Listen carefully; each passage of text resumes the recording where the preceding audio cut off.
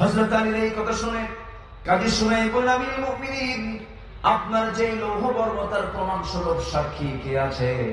সাক্ষী আছে বলে আমার নিজের সন্তান হুসাইন, সে আমার সবচেয়ে বড় রাজ সাক্ষী। এবার কাজী শুনাই বলছেন, ও সাইয়েদনা হযরত আলী আমিরুল মুমিনিন, নিজের সন্তান কখনো সাক্ষী হতে পারে না। হযরত আলী বলছেন, ও কাজী শুনাই, তুমি কি সে হাদিসের কথা শুনে গেছো? আমার হুসাইন তো শুধু আমার সন্তান নয়, যার ব্যাপারে রাসূল বলেছেন সাইয়্যিদা শাবাবি আহলিল জান্নাহ, সমস্ত জান্নাতের যুবকদের সর্দার হুসাইন রাদিয়াল্লাহু তাআলা আনহু, সেই যুবকটা আমার পক্ষে সাক্ষী হয়ে দাঁড়াচ্ছে, লৌহ বর্মটা আমার। এবার কাজী শুরাইহ বলছেন, রাসূল হাদিস বর্ণনা করেছেন ভালো কথা, কিন্তু আদালত চলবে আইনের নিয়মে, ঠিক কিনা বলেন? আদালত চলবে আইনের গতিতে।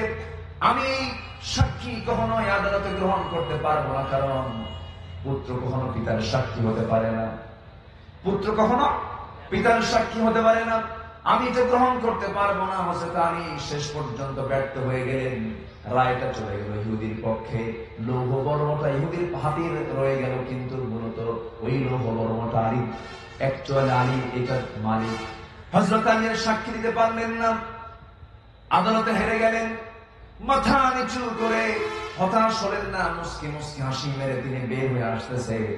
এমন সময় ইহুদি মনে মনে চিন্তা করছে, হারে ইসলাম কত শ্রেষ্ঠ ধর্মের নাম, ইসলাম কত বাস্তব ধর্মের নাম। আইনকে শ্রদ্ধার চোখে দেখে একজন সাধারণ বিচারক হয়ে খলিফার বিরুদ্ধে রায় দিয়েছে। ইসলাম যে সঠিক, এতে কোনো সন্দেহ নাই।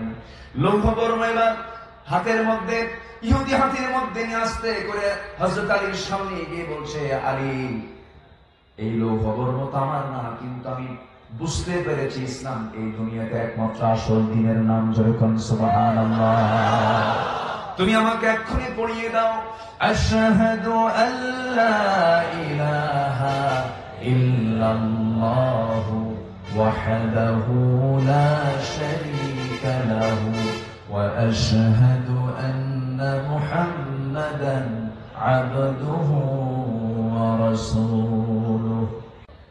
আসসালামু আলাইকুম ওয়া রাহমাতুল্লাহি ওয়া বারাকাতুহু।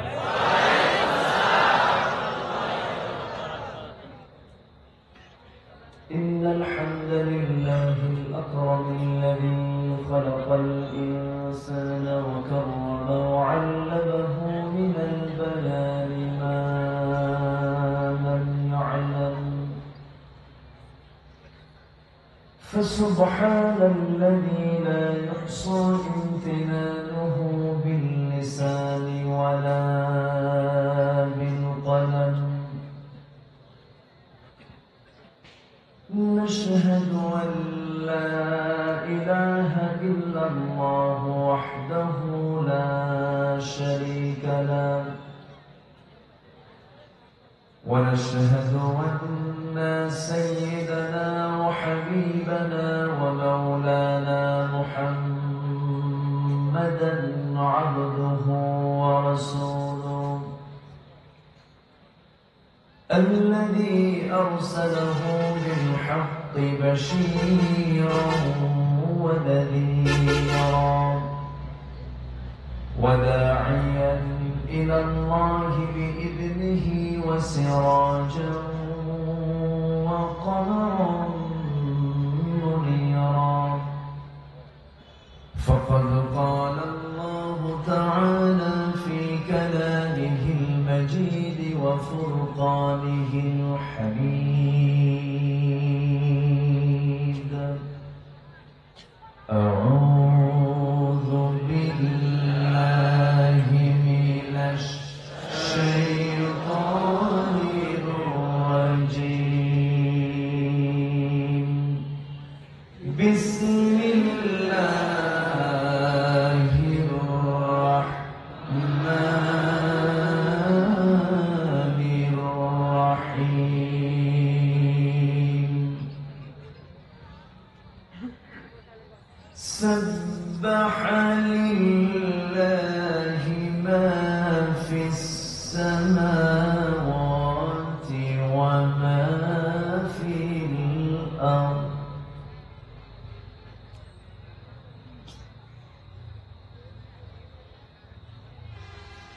سبح لله ما في السماوات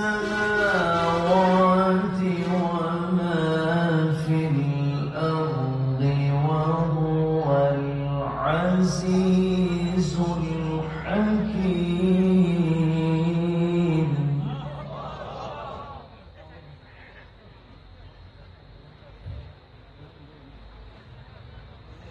يا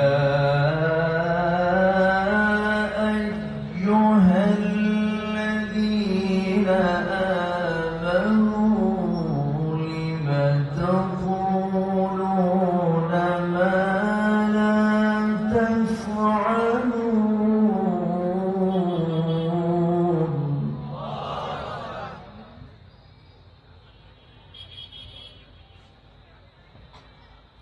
كبر مقتا عند الله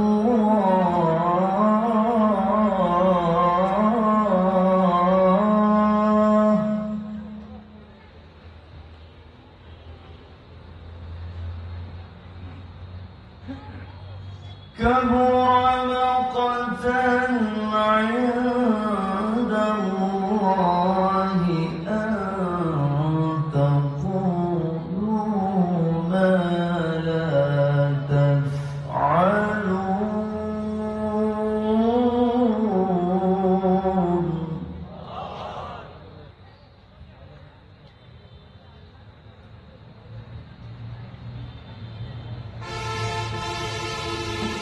إن الله يحب الذين يقاتلون في سبيله صفا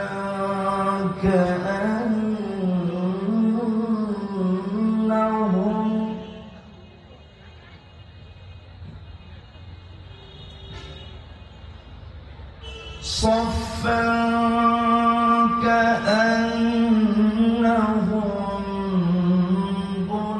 بنيان مرصوص.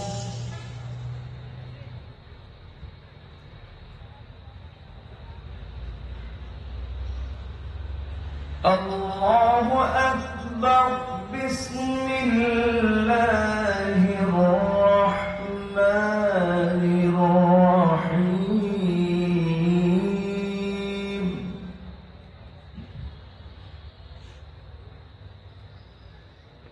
إن الله وملائكته يصلون على النبي. يا أيها الذين آمنوا صلوا عليه وسلموا تسليما. اللهم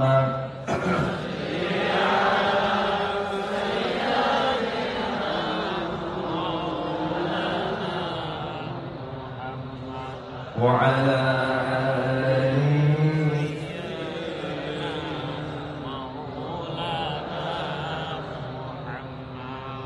একটু মহব্বত দিয়ে নবীর প্রেমে মাতোয়ারা হয়ে জবান খুলে জোরালো কণ্ঠে সবাই বলুন আল্লাহুম্মা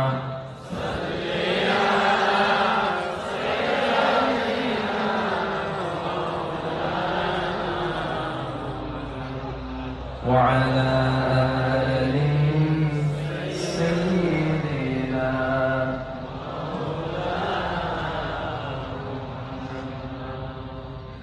محمد سيد الكونين والثقلين والفريقين من عرب ومن عجم. اللهم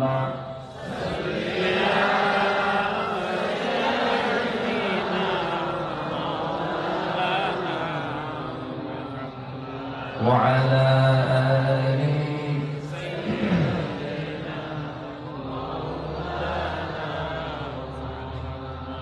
সবাই বলুন বালাগাল উলা বিকামালিহি কাশাফাত তুজা বিজামালিহি হাসনাত জামিউ খিসালিহি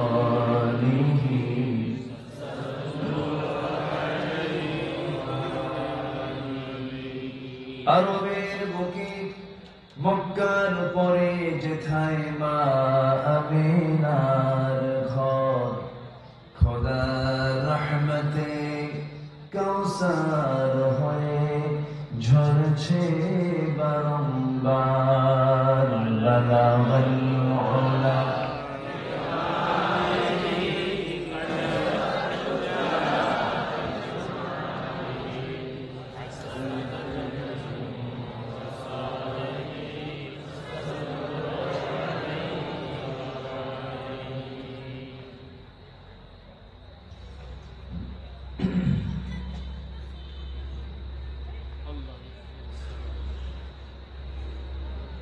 দেশের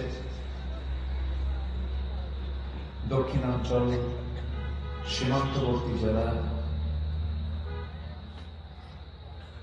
বঙ্গোপসাগরের তীরবর্তী অঞ্চল কক্সবাজারের নবগঠিত ঈদগাঁও উপজেলার আউলিয়াবাদ হিলফুল ফুজুল সমাজ কল্যাণ পরিষদ মাহফিল ইন্তেজামি কমিটি কর্তৃক আয়োজিত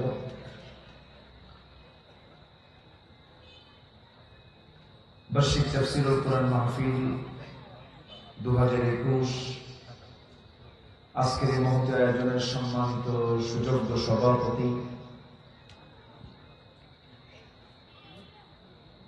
মুহতারাম মাওলানা খুরশিদ আলম কাউসারি, আজকের মাহফিলের বরেণ্য মেহমান নন্দিত আলেমে দ্বীন বিশিষ্ট ইসলামী চিন্তাবিদ মুহতারাম মাওলানা আইয়ুব আলী আনসারী সাহেব, আজকের মাহফিলের সম্মানিত মেহমানবৃন্দ, বিভিন্ন পর্যায়ের নেতৃবৃন্দ, মাননীয় চেয়ারম্যান মহোদয়, এক্স চেয়ারম্যান মহোদয়, উপস্থিত হাজার উলামায়ে কেরাম, ফদলায়ে ইসলাম, সুশীল সমাজ, জাতির শ্রেষ্ঠ সন্তান শিক্ষক মন্ডলী, জাতির বিবেক সাংবাদিক বৃন্দ, প্রশাসনের দায়িত্ব নিয়োজিত কর্মকর্তাবৃন্দ,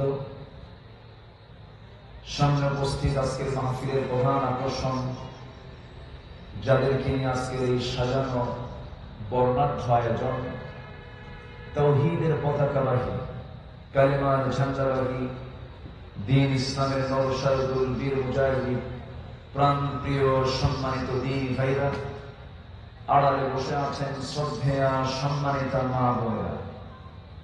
আলোচনার সূচনায় আনুষ্ঠানিকতার মধ্য দিয়ে আমার পক্ষ থেকে আবারও দিল খোলা সালাম, আসসালামু আলাইকুম ওয়া রাহমাতুল্লাহি ওয়া বারাকাতুহু। সবাই কেমন আছেন? আমাকেও প্রশ্ন করেছেন, আপনি আমাকে ভালোবাসেন, এটা তার প্রমাণ। আল্লাহ আমাকেও ভালো রেখেছেন, বলছি আলহামদুলিল্লাহ। ভালো থাকা এটা সবচেয়ে বড় নিয়ামত। অসুস্থ লোকের চাহিদা আর সুস্থ লোকের চাহিদার তফাৎ হলো, সুস্থ লোকের চাহিদা হলো সীমাহীন, এটা চাই ওটা চাই, বহু কিছু চাই। কিন্তু অসুস্থ লোকের চাহিদা কয়টা? একটা, সেটা কি? সুস্থ হওয়া, সুস্থতা। আমরা এই শ্রেষ্ঠ একটা নিয়ামতকে সাথে নিয়ে আসতে পেরেছি কোরআনের টানে, জান্নাতের বাগানে, যিনি আমাকে আপনাকে আসার বসার তৌফিক দিলেন, শুকর আদায় করছি, মুহাব্বাতান বলে উঠছি আলহামদুলিল্লাহ। আবারও বলছি আলহামদুলিল্লাহ। চিৎকার মেরে উঠছি, বলছি আল্লাহুম্মা ইন্নী আসআলুকা আল হুদা ওয়াত তুকা ওয়াল আফাফা ওয়াল গিনা। সবাই বলি আল্লাহুম্মা লাকা আসলামতু ওয়া বিকা আমানতু ওয়া আলাইকা তাওয়াক্কালতু ওয়া ইলাইকা আনাবতু ওয়া বিকা খাসামতু। আমরা আল্লাহ তাআলার শুকর আদায় করে দিলাম। সম্মানিত হাজিরিন, আমার পূর্বের মেহমান অনেক দামি দামি মূল্যবান তথ্যবহুল তিনি কথা বলেছেন। আমি শেষ ক্লাসে এসে, আমি তেমন তো যোগ্যতা সম্পন্ন ব্যক্তি নই, মানুষ ডাকলে আসি, কথা বলি। আমি শেষ ক্লাসে এসে কিছু কথা বলতে চাচ্ছি, অনুমতি নিতে চাই সবার। সবাইকে আমাকে শেষ পর্যন্ত সময় দেবেন? সবাই থাকতে রাজি আছি? জোরে বলি ইনশাআল্লাহ। আমরা যে ক্লাসে বসেছি, এটা কি স্বাভাবিক কোন ক্লাস না কোরআনের ক্লাস? শ্রেষ্ঠ ক্লাস কোনটা? খায়রুকুম মান তাআল্লামাল কুরআন ওয়া আল্লামা। খুব কমন একটা হাদিস, যারা ইসলামের সাথে একটু ন্যূনতম সম্পর্ক রাখেন, এই হাদিস সবার মুখস্থ আছে।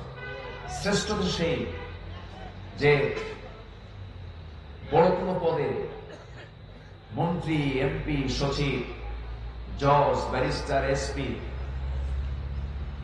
ব্যবসায়ী, এগুলো তো আমরা বুঝি, কিন্তু রাসূল বললেন না, তোমাদের মধ্যে সবচেয়ে সম্মানিত সে যে নিজে কোরআন শিখলো এবং অপরকে শিখালো। একটু আস্তে বলি সুবহানাল্লাহ, জোরে বলি সুবহানাল্লাহ। তাহলে আমরা শ্রেষ্ঠ ক্লাসে আছি, শ্রেষ্ঠ জায়গায় আছি, শ্রেষ্ঠ কাজে আমরা নিয়োজিত আছি, বলি আলহামদুলিল্লাহ। সম্মানিত ভাইয়েরা, কোরআন আল্লাহ নাজিল করেছেন আজ থেকে কত বছর আগে? ১৫০০ বছর আগে। প্রায় এতদিন আগে কোরআন নাজিল হলো। ১৫০০ বছর আগে এই কিতাব আজও পৃথিবীতে অচল না সচল? এর কোন হুকুম, এর কোন বিধানে কোন ভুল, কোন অসারতা, কোন অপূর্ণতা কেউ প্রমাণ করতে পেরেছে? আসতে বলবেন না, পেরেছে? পারবে? কখনো কি সম্ভব হবে? আচ্ছা, এই তো কোরআন এসেছে আমাদের মাঝে ১৫০০ বছর আগে। এর আগেও আরো আসমানি কিতাব ছিল কি ছিল না? ছিল। ওগুলো নাজিল করেছেন কে? আল্লাহ। বিভিন্ন নবীর কাছে, বিভিন্ন কওমের জন্য আল্লাহ পাক নবী সহ, কিতাব সহ নবী রাসূল আল্লাহ পাক পাঠিয়েছেন, এই পৃথিবীতে পাঠিয়েছেন। এই পৃথিবীতে যত মানুষ আছে, সব মানুষের মাথায় কয়টা ছাদ? একটা। আসতে বলবেন না, কয়টা ছাদ? একটা ছাদ। তাহলে আমরা সবাই এক ছাদের বাসিন্দা, ঠিক কিনা বলেন? কিন্তু আমরা কি এক? আসতে বলবেন, আমরা কি এক? আমার আল্লাহ কয়জন? একজন। আমার রাসূল স্পেশালি কয়জন? একজন। কিন্তু আমরা তো এক হতে পারি না। আমার আল্লাহ এক, আমার রাসূল এক, আমার কোরআন এক, সব এক, কিন্তু আমরা কেন এক হতে পারি না? কেন? কি জন্য? অবশ্যই ঘাটতি আছে না নাই? সে ঘাটতি হলো এই কিতাবের ইত্তেবা আমাদের নাই, এই কিতাবের প্রকৃত অনুসরণ আমাদের নাই।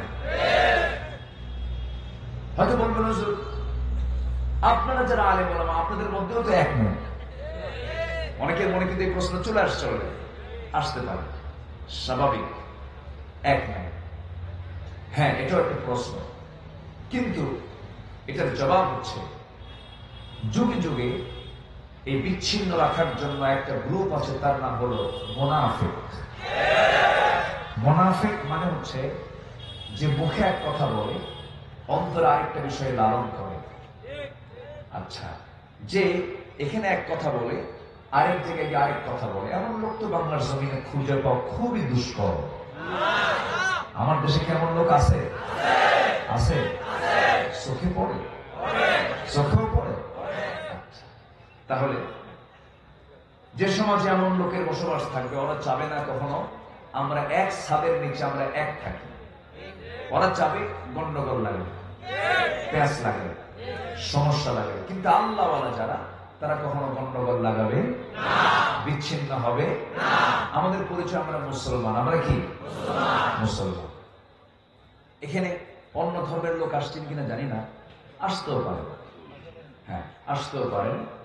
আমি তাদের উদ্দেশ্য করে বলতে চাই, কোরআন শুধুমাত্র মুসলমানদের জন্য কিন্তু নাজিল হয়নি, কোরআন সবার জন্য নাজিল হয়েছে। জোরে বলে সুবহানাল্লাহ। সবার জন্য কোরআন। রাসূল শুধু মুসলমানদের রাসূল নন, আমার রাসূল হচ্ছেন ওমা আরসালনাকা ইল্লা রাহমাতাল লিল আলামিন, গোটা পৃথিবীর জগৎবাসীর জন্য রহমত। আচ্ছা, আমার আল্লাহ শুধু মুসলমানদের রব নন, আলহামদুলিল্লাহি রাব্বিল আলামিন। কোরআন শুধু মুসলমানদের জন্য নয়, ইন হুয়া ইল্লা যিকরুল লিল আলামিন। তাহলে সব বিশ্ববাসীর জন্য, বিশ্ব জগতের জন্য কে নাজিল করেছেন? আল্লাহ নাজিল করেছেন। সম্মানিত ভাইরা, সেই কালামে রব্বানি আল্লাহ পাক আমাকে আপনাকে দিলেন, কত আগে নাজিল করলেন, আজ পর্যন্ত ভুল প্রমাণ কেউ করতে পারে নাই, সম্ভব না। আকাশ বানাতে কোনো ভুল হয়েছে? কেউ কি ভুল ধরতে পারে? আকাশ ওই জায়গায় একটু ফুটা আছে, এরকম কেউ বলে? দূর দিগন্ত খুঁজেই তো পায় না, দূর দিগন্ত কোথায় আকাশ? আল্লাহ রাব্বুল আলামিন যিনি আকাশ বানালেন, যিনি জমিন বানালেন, সেই মহান রব্বুল আলামিন তার নিজের প্রশংসা দিয়া যেখান থেকে আমি তেলাওয়াত শুরু করেছি, আল্লাহ রাব্বুল আলামিন সুন্দর করে বলছেন, সাব্বাহা লিল্লাহি মা ফিস সামাওয়াতি ওয়া মা ফিল আরদ ওয়া হুয়াল আজিজুল হাকীম। ইয়া আইয়ুহাল্লাযীনা আমানু লিমা তাকুলুনা মা লা তাফআলুন কাবুরা মাকতান ইনদাল্লাহ আন তাকুলু মা লা তাফআলুন ইন্নাল্লাহা ইউহিব্বুল্লাযীনা ইউকাতিলুনা ফী সাবিলিহি সাফফান কাআন্নাহুম বুনয়ানুম মারসুস। জয় বলুন আল্লাহু আকবার। সূরার নাম হলো সূরা সফ। সূরা সফ। সফ মানে হলো সারিবদ্ধ সেনাদল, সারিবদ্ধ সেনাদল, লাইনে লাইনে সেনা দাঁড়িয়ে থাকাকে সফন বলা হয়। 3 নম্বর আর 4 নম্বর আয়াত থেকে এই সূরার নামটা কোট করা হয়েছে, সফফান কাআন্নাহুম বুনয়ানুম মারসুস। কোরআন এই সূরাটা নাযিল হয়েছে মদিনায়। রাসূল জন্ম নিয়েছেন কোথায় বলেন? রাসূলের মৃত্যু হয়েছে কোথায়? আমার নবীর দাদার দেশ কোথায় বলেন? সবাই সবাই বলেন। আমার নবীর নানার দেশ কোথায় বলো? রাসূলের জন্মের মাস তো এটা, মৃত্যুর মাস। তাকে নিয়ে একটু আমাদের একটু গবেষণা করার দরকার আছে না নাই? রাসূলকে সেরা না সর্বসেরা? রাসূল কি শুধু শ্রেষ্ঠ না সর্বশ্রেষ্ঠ? সর্বসেরা, সর্বশ্রেষ্ঠ। আল্লাহু আকবার। আমার রাসূল, তার জন্ম হলো মক্কা, মৃত্যু হলো মদিনা। দাদার দেশ, চাচার দেশ মক্কা, নানার দেশ, মামার দেশ, খালার দেশ কোথায়? মদিনা। সম্মানিত ভাইরা, এই জন্য রাসূল 2 জায়গায় অবস্থানের কারণে নবুয়তের 23 বছরের 13 বছর কিছু সূরা নাযিল হয়েছে মক্কায়, আর বাকি 10 বছর কিছু সূরা নাযিল হয়েছে কোথায়? মদিনায়। এই জন্য সূরাটার নামকরণ করা হয়েছে মাদানী এবং মাক্কি। যে সূরা থেকে আমি তেলাওয়াত করেছি সূরাতুস সফ, এটা মক্কি নয়, এটা মাদানী। এটা কি বলে? মাদানী। রাসূল যখন মদিনায় ছিলেন তখন এই সূরাটা আল্লাহ পাক রাসূলকে উপহার দিয়েছেন। সম্মানিত ভাইরা, তাহলে কি হলো? বিদ্যুৎ চলে গেল না? আবার আসতেছে না? কোনো প্রবলেম? আচ্ছা যাক, কোনো প্রবলেম হবে না, জোরে বলে ইনশাআল্লাহ। এত বড় মাহফিল, খেয়াল রাখবেন, প্রয়োজনে একটু ফোন দিয়ে রাখবেন যে এখানে মাহফিল হচ্ছে, অন্তত 2 ঘন্টা যেন বিদ্যুৎ না যায়। কি এরকম?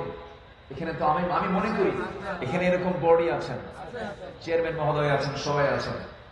আল্লাহ তুমি মাহফিলকে কবুল করে নাও। এরকম ঘটনাও ঘটেছে। গত পরশু দিন আমার মাহফিল ছিল পুঠিয়াতে, রাজশাহী পুঠিয়া মাহফিল ছিল। গতকালকে ছিলাম সিরাজগঞ্জ, আজকে কক্সবাজার। খুব একটা দূরে না তো, কাছে না দূরে? অনেক দূর। এক প্রান্ত থেকে পদ্মা, মেঘনা সব পাড়ি দিয়া একদম মানে কি বলে যমুনা পাড়ি দিয়ে আসছে হলো সমুদ্রের তীর ঘেঁষা কক্সবাজারে। বলি আলহামদুলিল্লাহ। আমি যখন কক্সবাজারে আসি মনে হয় কি জানেন, আমার কাছে এটা যেন মনে হয় মাতৃভূমির মতো, যেন আমি এখানে জন্ম নিয়েছি। আমার খুব মজা পাই আমি এই জায়গায়। আলহামদুলিল্লাহ বলো। কেন জানেন? এখানে পাহাড় আছে। এখানে কি আছে? এখানে পানি আছে, এখানে সমুদ্র আছে, এখানে সমতল আছে, এখানে বন আছে, জঙ্গল আছে। আলহামদুলিল্লাহ বলবেন। তাহলে সৃষ্টির সৌন্দর্যগুলো দেখার জন্য, সবগুলো একসাথে দেখার জন্য আসা দরকার কোথায়?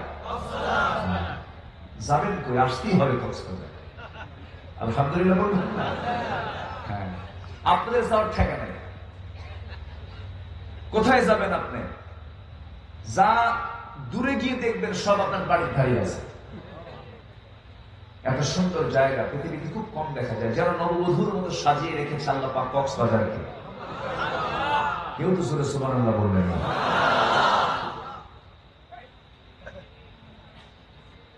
আমার ভাইয়েরা, আল্লাহ রাব্বুল আলামিন এত সুন্দর করে আকাশ বানালেন, এত সুন্দর করে জমিন বানালেন, এত সুন্দর করে সূর্য বানালেন, এত সুন্দর করে চন্দ্র বানালেন, এত সুন্দর করে তিনি বানালেন যিনি সেই মহান রব্বুল আলামিন এই আকাশের নিচে, একই ছাদের নিচে যে মানুষ বসবাস করবে, তার জীবন চলার পথের জন্য একটা বিধান তিনি কি দিতে পারেন না?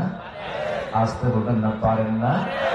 যিনি আকাশ বানাতে পারেন, যিনি আমার আপনার বিছানার জন্য সমতল জমিন বানাতে পারেন, যিনি পাহাড় বানাতে পারেন যেন পৃথিবী আন্দোলিত না হয়, জমিন যেন আন্দোলিত না হয়, সেই জন্য আমি পাহাড়গুলোকে পেরেকের মতো বানিয়ে দিয়েছি, সমুদ্র দিয়েছি 7-7টি। আমি আল্লাহ রাব্বুল আলামিন তোমার জন্য সবকিছু আয়োজন করেছি। আর তোমাকে জানিয়ে দিচ্ছি বান্দা, হুয়াল্লাযী খালাকা লাকুম মা ফিল আরদি জামিআ, আসমান জমিনে যা কিছু আছে সব তোমার জন্য বানিয়ে দিলাম। আর তোমার দায়িত্ব হলো তাসবিহ প্রকাশ করবে কার? সাব্বাহা লিল্লাহি মা ফিস সামাওয়াতি ওয়া মা ফিল আরদ, সকল পবিত্রতা কার? আল্লাহ। আসতে বলবেন না, কার? আল্লাহ। যিনি আকাশ বানিয়েছেন, যিনি জমিন বানিয়েছেন, যিনি আকাশ বানালেন, যিনি জমিন বানালেন, এত সুন্দর তার সৃষ্টি পদ্ধতি। তার সৃষ্টি পদ্ধতি এত অল্প টাইমে সব সম্পন্ন হয়ে যায়। আমার আল্লাহর বানাতে কোনো সময় লাগে না, শুধু তার কেমন করে বানাতে তিনি কি প্ল্যান করেন। আল্লাহ রাব্বুল আলামিন সূরা ইয়াসিনের শেষ আয়াতে বলেছেন, যারা পারেন ঠোঁট মিলায় বলেন, ইন্নামা আমরুহু ইযা আরাদা শাইআন আন ইয়াকুলা লাহু কুন ফায়াকুন। আল্লাহ, আমার আল্লাহ যখন কোনো কাজের সিদ্ধান্ত নেন, কোনো কিছু করার যখন সিদ্ধান্ত নিয়ে ফেলেন, শুধু বলেন কুন, হয়ে যাও, সঙ্গে সঙ্গে তা হয়ে যায়। জোরে বলি সুবহানাল্লাহ। কক্সবাজারের বিল্ডিং গুলো কি একদিনে হয়েছে নাকি? কক্সবাজারের সৌন্দর্য ফুটে তোলার জন্য 5 স্টার হোটেলগুলো, 4 লেন রাস্তাগুলো, পৌরসভার কাজগুলো করার জন্য মেয়র নির্বাচিত করতে হয়েছে। কাউন্সিলরদের বসে প্ল্যান করেন সকাল সন্ধ্যা, কত সময় লেগে একটা এরিয়াকে শ্রীবর্ধন করার জন্য, সৌন্দর্য বৃদ্ধির জন্য কত চিন্তা, কত প্ল্যান করতে হয়। আর আমার আল্লাহ বলছেন, বান্দারে আমি এমন সৃষ্টিকারী, আমার কোনো সময় লাগে না, শুধু চিন্তা করি সঙ্গে সঙ্গে তা হয়ে যায়। জোরে বলে সুবহানাল্লাহ। কষ্ট পাচ্ছেন নাকি আপনারা? এই যে ওঠে কেন দু একজন? হ্যাঁ, কেউ উঠবেন না। এতগুলো মানুষকে আপনি যখন দিন দিয়ে যখন যাবেন, আপনার হাঁটু আরেকজনের মুখে লাগবে, এটা একটা বেয়াদবি না? কষ্ট। বসেছি আমরা, একটু হোক না কষ্ট, একটু হোক না আমার আপনার জন্য একটু আজকে সময় দান। এই মজলিস, এই মাটি, এই জমিন আমার আপনার জন্য একদিন সাক্ষী হয়ে দাঁড়াবে আল্লাহর সামনে। বসি আমরা, একটু ধৈর্য নিয়ে বসি আমরা। কষ্ট হচ্ছে নাকি আপনাদের? বলি আলহামদুলিল্লাহ। আমি যেখান থেকে তেলাওয়াত করেছি, আল্লাহ পাক এখানে তেলাওয়াতকৃত আয়াতের ভিতরে 4টা আয়াতের মধ্যে আল্লাহ রাব্বুল আলামিন প্রথমে তার তাসবিহ, তার পবিত্রতার কথা আল্লাহ পাক প্রকাশ করেছে এবং তার ক্ষমতা। তিনি আজিজ, তিনি হাকিম, তিনি মহাবিজ্ঞানী, তার কিছু গুণগান তিনি প্রকাশ করেছেন। এরপরেই ইমানদারকে ডাকছেন। কাকে ডাকছেন বলেন? ইমানদার। আমরা এখানে যারা বসে আছি, আমরা কি ইমান এনেছি? আনছি তো? কোন সন্দেহ নাই? কোন সন্দেহ আছে? আল্লাহ আছে না নাই? কোথায় আছে বলেন? একটা আয়াত আছে। আল্লাহ কোথায় আছেন, কি করেন, তার ক্ষমতা কি, একটা আয়াত পড়লে সব তথ্য জানা যাবে। সুবহানাল্লাহ বলা যাবে না? কিন্তু আমার সঙ্গে ঠোঁট মিলিয়ে বলবেন, সব পাবো। আল্লাহ রাব্বুল আলামিন বলেন, আল্লাহু লা ইলাহা ইল্লা হুয়াল হাইয়ুল কাইয়্যুম লা তা'খুযুহু সিনাতুন ওয়া লা নাওম লাহু মা ফিস সামাওয়াতি ওয়া মা ফিল আরদ মা যাল্লাযী ইয়াশফা'ু 'ইনদাহু إلا بإذنه يعلم ما بين أيديهم وما خلفهم ولا يحيطون بشيء من علمه إلا بما شاء وسع كرسيه السماوات والأرض ولا يؤوده حفظهما وهو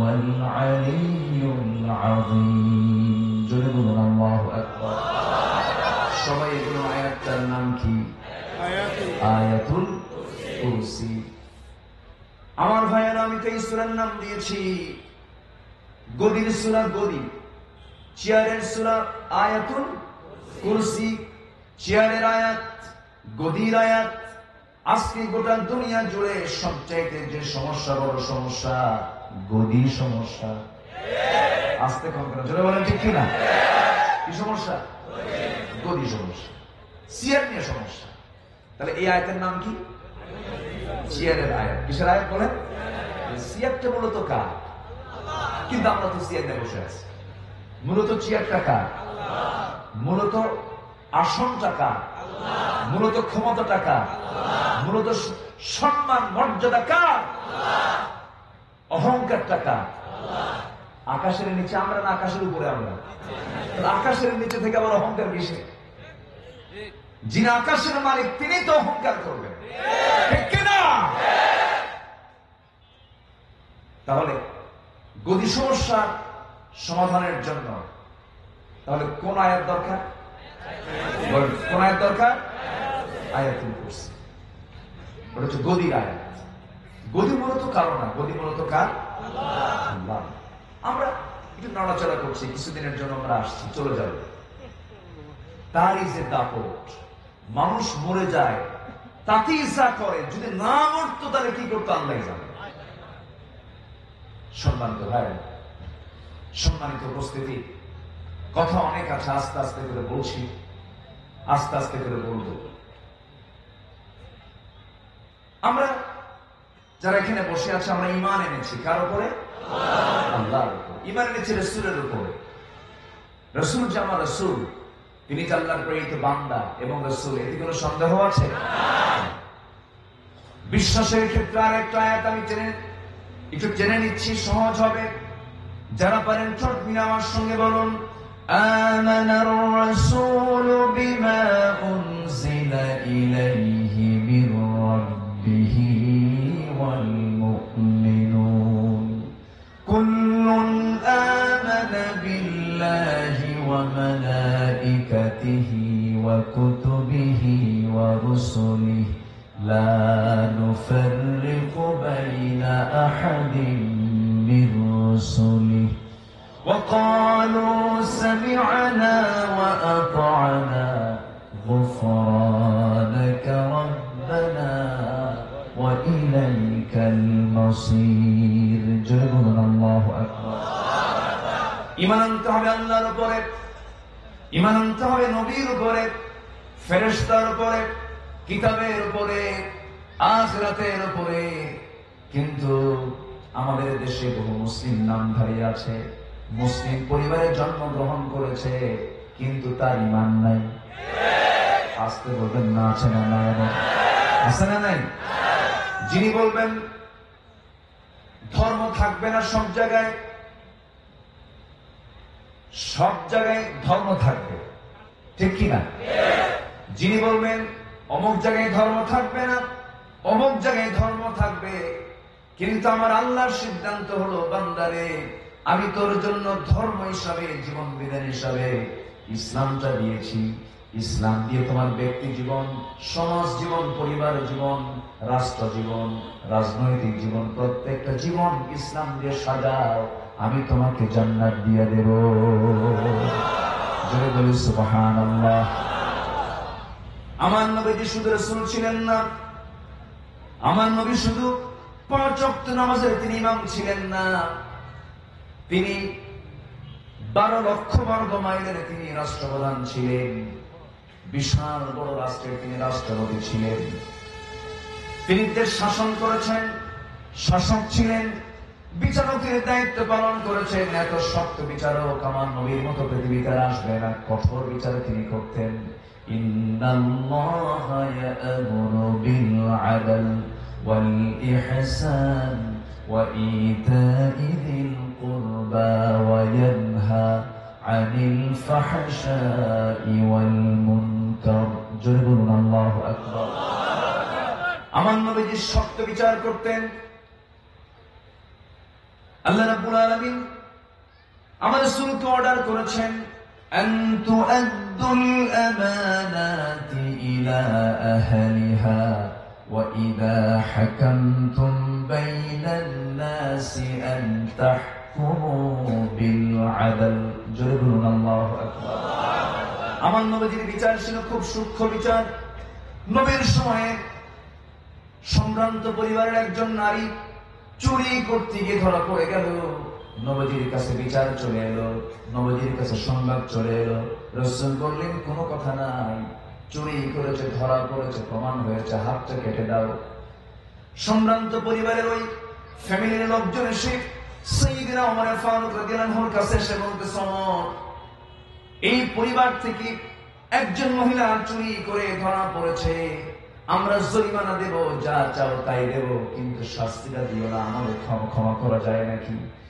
এই কথা ওমর ফারুককে বলে প্রভাবিত করে ওমর ফারুককে তাদের পক্ষে টেনে নিয়ে নবীর দরবারে তাকে পাঠিয়ে দেওয়া হলো।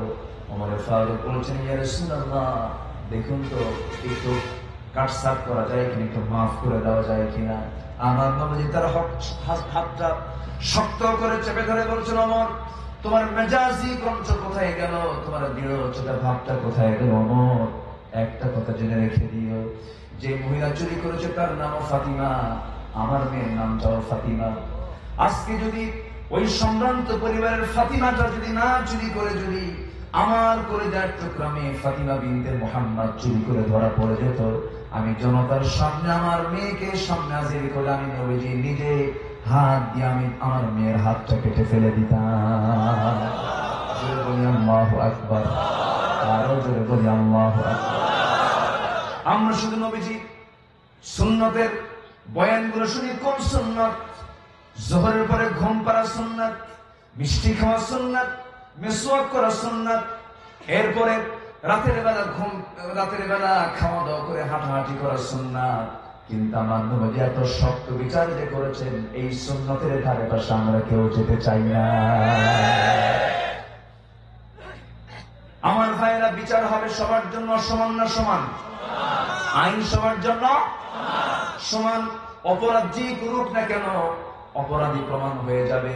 সে যে বংশের হোক না কেন, সে যে গোত্রের হোক না কেন, যার সন্তান হোক না কেন, যে নেতার যে দলের কর্মী হোক না কেন, বিচার যদি সুষ্ঠু হয়ে যায়, সমাজটা জান্নাতের টুকরা হয়ে যায়। আমার ভাইয়েরা, একজন বিচারকের কথা মনে হয়ে গেল। কাজী শুরাইহ ইবনুল হারিস আল কিন্দি, ইয়েমেন বংশোদ্ভূত একজন আল্লাহওয়ালা, একজন তাবেঈ ছিলেন। রাসূলকে তিনি দেখতে পান নাই, কিন্তু 2 খলিফার আমলে 3 খলিফার আমলে তিনি বিচারকের দায়িত্ব পালন করেছেন। 117 বছর বেঁচে ছিলেন, আর বিচারকের দায়িত্ব পালন করেছেন 60 বছর। কত বছর? 60 বছর। দ্বিতীয় খলিফা ওমর ফারুকের শাসন আমলে হযরত ওমর ফারুক রাদিয়াল্লাহু আনহু একটা ঘোড়া কিনলেন। এক ঘোড়া বিক্রেতার কাছ থেকে ঘোড়া কিনলেন, সুস্থ ঘোড়া। ঘোড়া কিনেই তিনি ঘোড়ার পিঠে চলেছেন। ঘোড়া দাঁড়ালেন 2-3 মাইল। হঠাৎ করে ঘোড়া অকেজো হয়ে গেল, সে আর চলতে পারে না, অসুস্থ হয়ে গেল। তো ঘোড়াটা নিয়ে এসে ঘোড়াওয়ালার কাছে এসে বলতেছে, তুমি আমাকে অকেজো ঘোড়া দিলে কেন? অসুস্থ ঘোড়া আমাকে দিয়েছো, আমি ঘোড়া কিনবো না, তুমি আমাকে টাকা ফেরত দাও। ঘোড়াওয়ালা বলতেছে, আমিরুল মুমিনিন, আমি যখন আপনাকে ঘোড়াটা দিয়েছি, সুস্থ দিয়েছি না অসুস্থ দিয়েছি? সুস্থ। সুস্থ ঘোড়া আপনাকে দিলাম, আপনার হাতে ঘোড়া চলে গেল, অসুস্থ হয়ে গেছে, দোষটা আমাকে দেন কেন? না, আমি এটা মানবো না, তুমি আমাকে অসুস্থ ঘোড়া দিয়েছো। তাহলে চলুন আমরা বিচারের মুখোমুখি হয়ে যাই, আদালতে চলে যাই, আদালত যে রায় দেবে সেই রায় আমি মাথা বেঁধে নেব, চলো। চলে গেলেন দুজন, আদালতে চলে গেলেন, বিচারকের মুখোমুখি হলেন। অর্ধ দুনিয়ার শাসন করত অমর, যে অমরের নাম শুনলে শয়তান পর্যন্ত ভয় পায়, সেই অমর বিচারকের মুখোমুখি হলেন, কাজীর মুখোমুখি হলেন। ঘোড়া বিক্রেতা সেও আদালতে গিয়ে হাজির। কাজী শুরাইহ ইবনুল হারিস রাহমাতুল্লাহ আলাইহি খলিফাতুল মুসলিমিন ওমর ফারুককে দেখে তিনি আশ্চর্য হয়ে গেলেন। তার বিচার আমি কেমনে করি? তার অধীনে আমি চাকরি করি। তো বললেন, আমিরুল মুমিনিন, প্রবলেমটা কি বলুন। আমি ঘোড়া কিনছি, কিন্তু সে আমাকে ঘোড়া দিয়েছে অসুস্থ ঘোড়া, আমি ঘোড়া নেব, আমি তাকে ফেরত দেবো, কিন্তু সে ফেরত দিতে চায় না। কাজী শুরাইহ বলেন, আমিরুল মুমিনিন, আমি আপনাকে একটা প্রশ্ন করি। কি প্রশ্ন? আপনি যখন তার কাছ থেকে ঘোড়া কিনেছেন, সেই ঘোড়াটা আপনি সুস্থ কিনেছেন না অসুস্থ কিনেছেন? সুস্থ। তখন কি কোনো রোগ ছিল? না। ওই ঘোড়ার কোনো প্রবলেম ছিল? না। লেনদেন হয়ে যাওয়ার পর, সুস্থ ঘোড়া আপনার হাতে হস্তান্তর হওয়ার পরে, এই ঘোড়াটা আপনি ব্যবহার করতে গিয়ে অসুস্থ হয়ে, ঘোড়া হয়তো আপনার কাছে অসুস্থ হয়ে গেছে, এটার দায় ঘোড়া বিক্রেতার ঘাড়ে দেওয়া যাবে না। আপনি যদিও আমিরুল মুমিনিন, আপনি এখন সুস্থ আছেন, 5 মিনিট পরে আপনি অসুস্থ হয়ে যেতে পারেন। এই কথা কি বোঝা গেল? ওমর ফারুক মুস্কি হাসি মেরে বিচারের রায়টা মাথা বেঁধে নিয়ে গ্রহণ করে, ঘোড়াটা অসুস্থ হয়েছে কিন্তু ঘোড়াটা তার হাতে তিনি নিয়ে ফেরত চলে এসে তার অফিসে বসে পরের দিন কাজী শুরাইহ, ওই বিচারক, তাকে উদ্দেশ্য করে চিঠি লিখলেন। বলেন, কাজী শুরাইহ, তুমি আমার বিরুদ্ধে রায় দাওনি, তুমি কারো বিরুদ্ধে রায় দাওনি, তুমি দিয়েছ ন্যায়ের পক্ষে রায়। সুবহানাল্লাহ বলবেন না? এইগুলো শিক্ষা। কিসের শিক্ষা? আসতে বলেন না, কিসের শিক্ষা? কোরআনের শিক্ষা। সাইয়েদনা ওমর ফারুক করলেন কি, তার বিরুদ্ধে যে রায় দিল তাকে বানায় দিলেন চিফ জাস্টিস, প্রধান বিচারপতি। আল্লাহু আকবার বলবেন না? এই কাজী সুরাই আরেকজন আমিরুল মুমিনিন সাইয়েদনা হযরত আলীর বিরুদ্ধেও তিনি রায় দিয়েছিলেন। কেমন করে? তিনি এক যুদ্ধের ময়দানে যাওয়ার সময় লৌহ বর্ম ঘোড়ার পিঠে রাখেন, ঘোড়ার পিঠ থেকে লৌহ বর্মটা পড়ে যায়, হেরে যায়। পরে একদিন বাজারে যায়, দেখেন এক ইহুদির হাতে সেই লৌহ বর্ম, চিহ্নিত লৌহ বর্ম, তার এটা হযরত আলীর, এটা উনি বুঝতে পারছেন এটা আমার লৌহ বর্ম, সে নিয়ে এসেছে। তিনি বলেন, এই ইহুদি, লৌহ বর্মটা তো আমার, কেন এটা আমার, কেন এটা আমার, কেন এটা আমার, চলো আদালতে যাবে। আদালতে চলে গেছেন, সে আদালতে বসে আছেন এই কাজী সুরাই। কাজী সুরাই যখন দেখলেন চতুর্থ খলিফা হযরত আলী বিচার প্রার্থী হয়ে তার আদালতে হাজির, তাকে সম্মানজনক সালাম দিয়ে বললেন, আমিরুল মুমিনিন, কি সমস্যা বলল? হযরত আলী বলছেন, এই ইহুদি আমার ব্যবহৃত লৌহ বর্ম চুরি করে সে বাজারে বিক্রি করতে যখন গেছে আমি দেখতে পেয়েছি। আমি সেই সময় আমার লৌহ বর্ম নেওয়ার জন্য আমি তার কাছে প্রপোজ করলাম, সে বলতেছে এটা আমার লৌহ বর্ম, কিন্তু আমি হলফ করে বলতে পারি এই লৌহ বর্ম আমার ছাড়া আর অন্য কারো নয়। হযরত আলীর এই কথা শুনে কাজী সুরাই বললেন, আমিরুল মুমিনিন, আপনার যে লৌহ বর্ম তার প্রমাণ স্বরূপ সাক্ষী কে আছে? সাক্ষী আছে বলে আমার নিজের সন্তান হুসাইন, সে আমার সবচেয়ে বড় রাজসাক্ষী। এবার কাজী সুরাই বলছেন, ও সাইয়েদনা হযরত আলী, আমিরুল মুমিনিন, নিজের সন্তান কখনো সাক্ষী হতে পারে না। হযরত আলী বলছেন, ও কাজী সুরাই, তুমি কি সে হাদিসের কথা শুনে গেছো? আমার হুসাইন তো শুধু আমার সন্তান নয়, যার ব্যাপারে রাসূল বলেছেন, সাইয়্যিদা শাবাবি আহলিল জান্নাহ, সমস্ত জান্নাতের যুবকদের সর্দার হুসাইন রাদিয়াল্লাহু তাআলা আনহু, সেই যুবকটা আমার পক্ষে সাক্ষী হয়ে দাঁড়াচ্ছে, লৌহ বর্মটা আমার। এবার কাজী সুরাই বলছেন, রাসূল হাদিস বর্ণনা করেছেন, ভালো কথা, কিন্তু আদালত চলবে আইনের নিয়মে, ঠিক কিনা বলেন? আদালত চলবে আইনের গতিতে। আমি সাক্ষী কখনোই আদালতে গ্রহণ করতে পারবো না, কারণ পুত্র কখনো পিতার সাক্ষী হতে পারে না, পুত্র কখনো পিতার সাক্ষী হতে পারে না, আমি যে গ্রহণ করতে পারবো না। হযরত আলী শেষ পর্যন্ত ব্যর্থ হয়ে গেলেন, রায়টা চলে গেল ইহুদির পক্ষে। লৌহ বর্মটা ইহুদির হাতে রয়ে গেল, কিন্তু মূলত ওই লৌহ বর্মটা আলী, অ্যাকচুয়ালি আলী এটার মালিক। হযরত আলী এর সাক্ষী দিতে পারলেন না, আদালতে হেরে গেলেন। মাথা নিচু করে হতাশ হলেন না, মুস্কি মুস্কি হাসি মেরে তিনি বের হয়ে আসতেছে। এমন সময় ইহুদি মনে মনে চিন্তা করছে, আরে ইসলাম কত শ্রেষ্ঠ ধর্মের নাম, ইসলাম কত বাস্তব ধর্মের নাম। আইনকে শ্রদ্ধার চোখে দেখে একজন সাধারণ বিচারক হয়ে খলিফার বিরুদ্ধে রায় দিয়েছে। ইসলাম যে সঠিক, এতে কোনো সন্দেহ নাই। লৌহ বর্ম এবার হাতের মধ্যে, ইহুদি হাতের মধ্যে নিয়ে আসতে করে হযরত আলীর সামনে গিয়ে বলছে, আলী, এই লৌহ বর্ম তো আমার না, কিন্তু আমি বুঝতে পেরেছি ইসলাম এই দুনিয়াতে একমাত্র আসল দ্বীনের নাম। জোরে কোন সুবহানাল্লাহ।